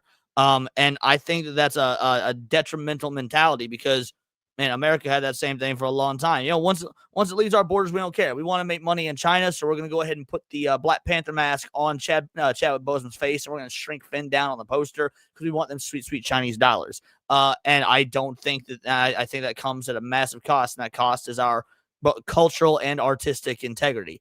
And so, yeah, I think that like getting involved with Japan itself, I think that's the key. And I mean, I don't know, anytime I make these anime videos, I get at least 1 or 2 comments that I got to hit translate on because they come from Japanese individuals. And sometimes they agree with me, sometimes they don't, but at least, I know the message is getting out there. So that's good enough for me. But that being said, these are my opinions. Let me know yours in the comments down below, or let me know on X. You can find me at Bolt the Word, and please do subscribe. We're a nerdy news channel. We cover nerdy news every day, not always about anime, but Magic the Gathering, music, video games, you name it. Check us out on Instagram at wordsparadise_Leon, and become a member for $4.99 a month. You can join the Discord, choose the articles we cover on a day-to-day basis, choose the videos we react to on the Friday live streams, and of course get involved with over 200 other vital idols. We are a bright, beautiful, glowing, vibrant community that I cannot wait to go even further, because we do care about diversity. Only one kind of diversity of thought. That's interesting to you. Join the Discord, subscribe, and until next time, it's all here in the Nerdosphere. This has been Words of Paradise.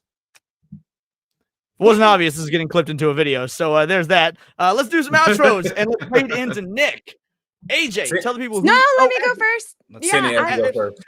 Yeah, I Cindy, have go to first. go. Then I want to Read the chat. Super that came in. Hey go for it, guys, Cindy. I am Cinevere. You guys can find me on all platforms as Cinevere. I will be on New Black Street in like 15 minutes. So catch me over there if you guys are looking to see more. And I will have my own stream after that, Midnight Sin. And I cannot wait to hang out with all you cuties. And that is it for me. Have a great one, guys. Catch you later, Cindy. Thank you so much, Bye, girly. Cindy. Yeah, bye. Before we go on with outros, Girthy Banana says for 2-banger, 10 lashes. And for another 2-banger, nerds. BS Warren comes in for $4.99. Some tourists want to turn Mr. Potato Head into Mr. Potato Head. That is a lot of tourists that want to do that. You are correct. Girthy Banana for another 2-banger. I didn't want BlackRock making it rainbowified, which, that's what happened to America. Why wouldn't it happen in the East? Last but not least, Girthy Banana sent a super sticker, 99-cent super sticker. It was, of course, a banana. So shout out. Let's go ahead and play a clip of these, and then we will finish our outros. Let's see. You know what? Since we're talking about anime, I think this is a brilliant one to use. We'll wrap with this. So here's the deal. Life doesn't always want to be your friend. Sometimes it'll feel like life wants to hurt you. My ass. That was a downer.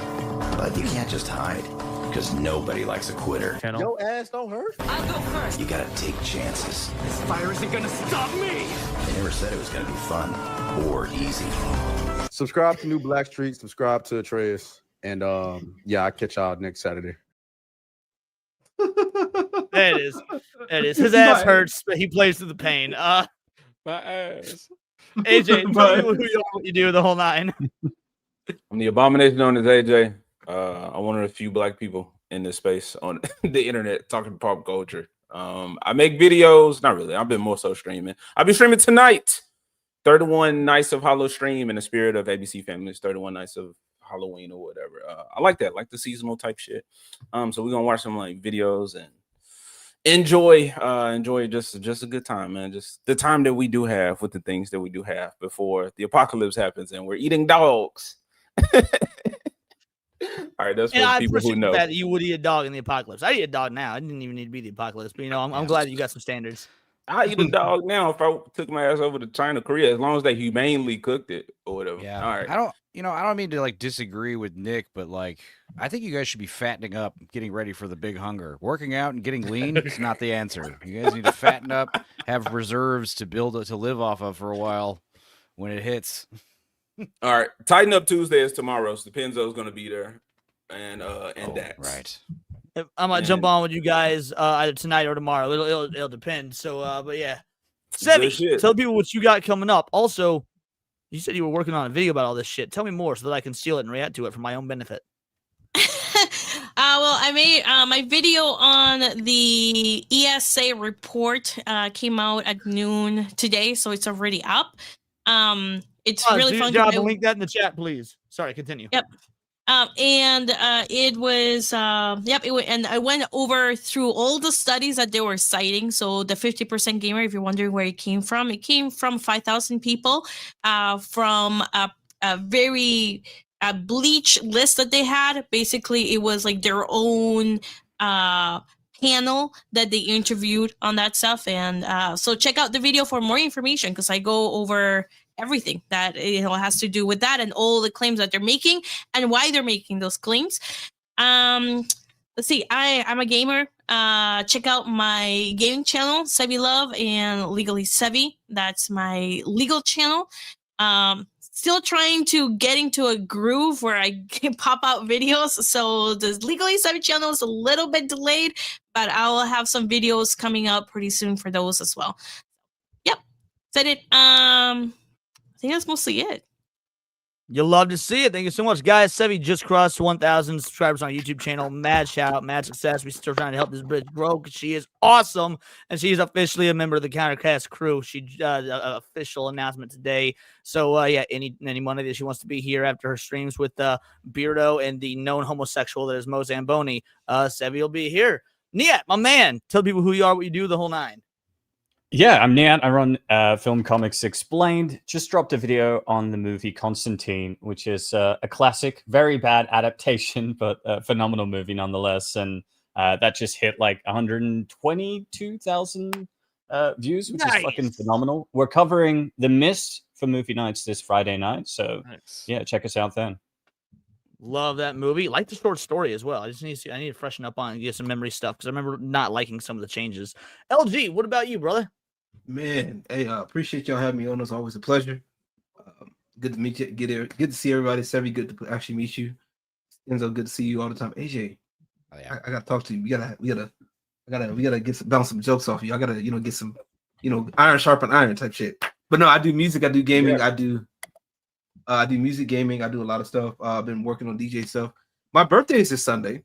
But I'm gonna be busy. I think I'm gonna be working this whole weekend. So I'm gonna try to get a mix out. I hope that's what I'm working on, like a birthday mix, theme mix. It's gonna be fun. But anywho, y'all can catch me on my YouTube channel. I do music, I do gaming, I do stuff like this.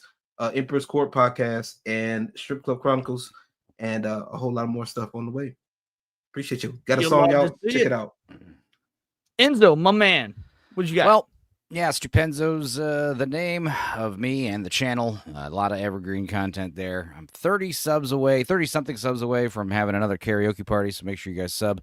Whole lot of evergreen content. Got the Dork Side, Tales from the Dork Side live streams every Sunday late night. We've got the Stupenzo casts, which are wherever, little smaller panels. Watching a lot of weird crap. Laughing at a lot of funny stuff.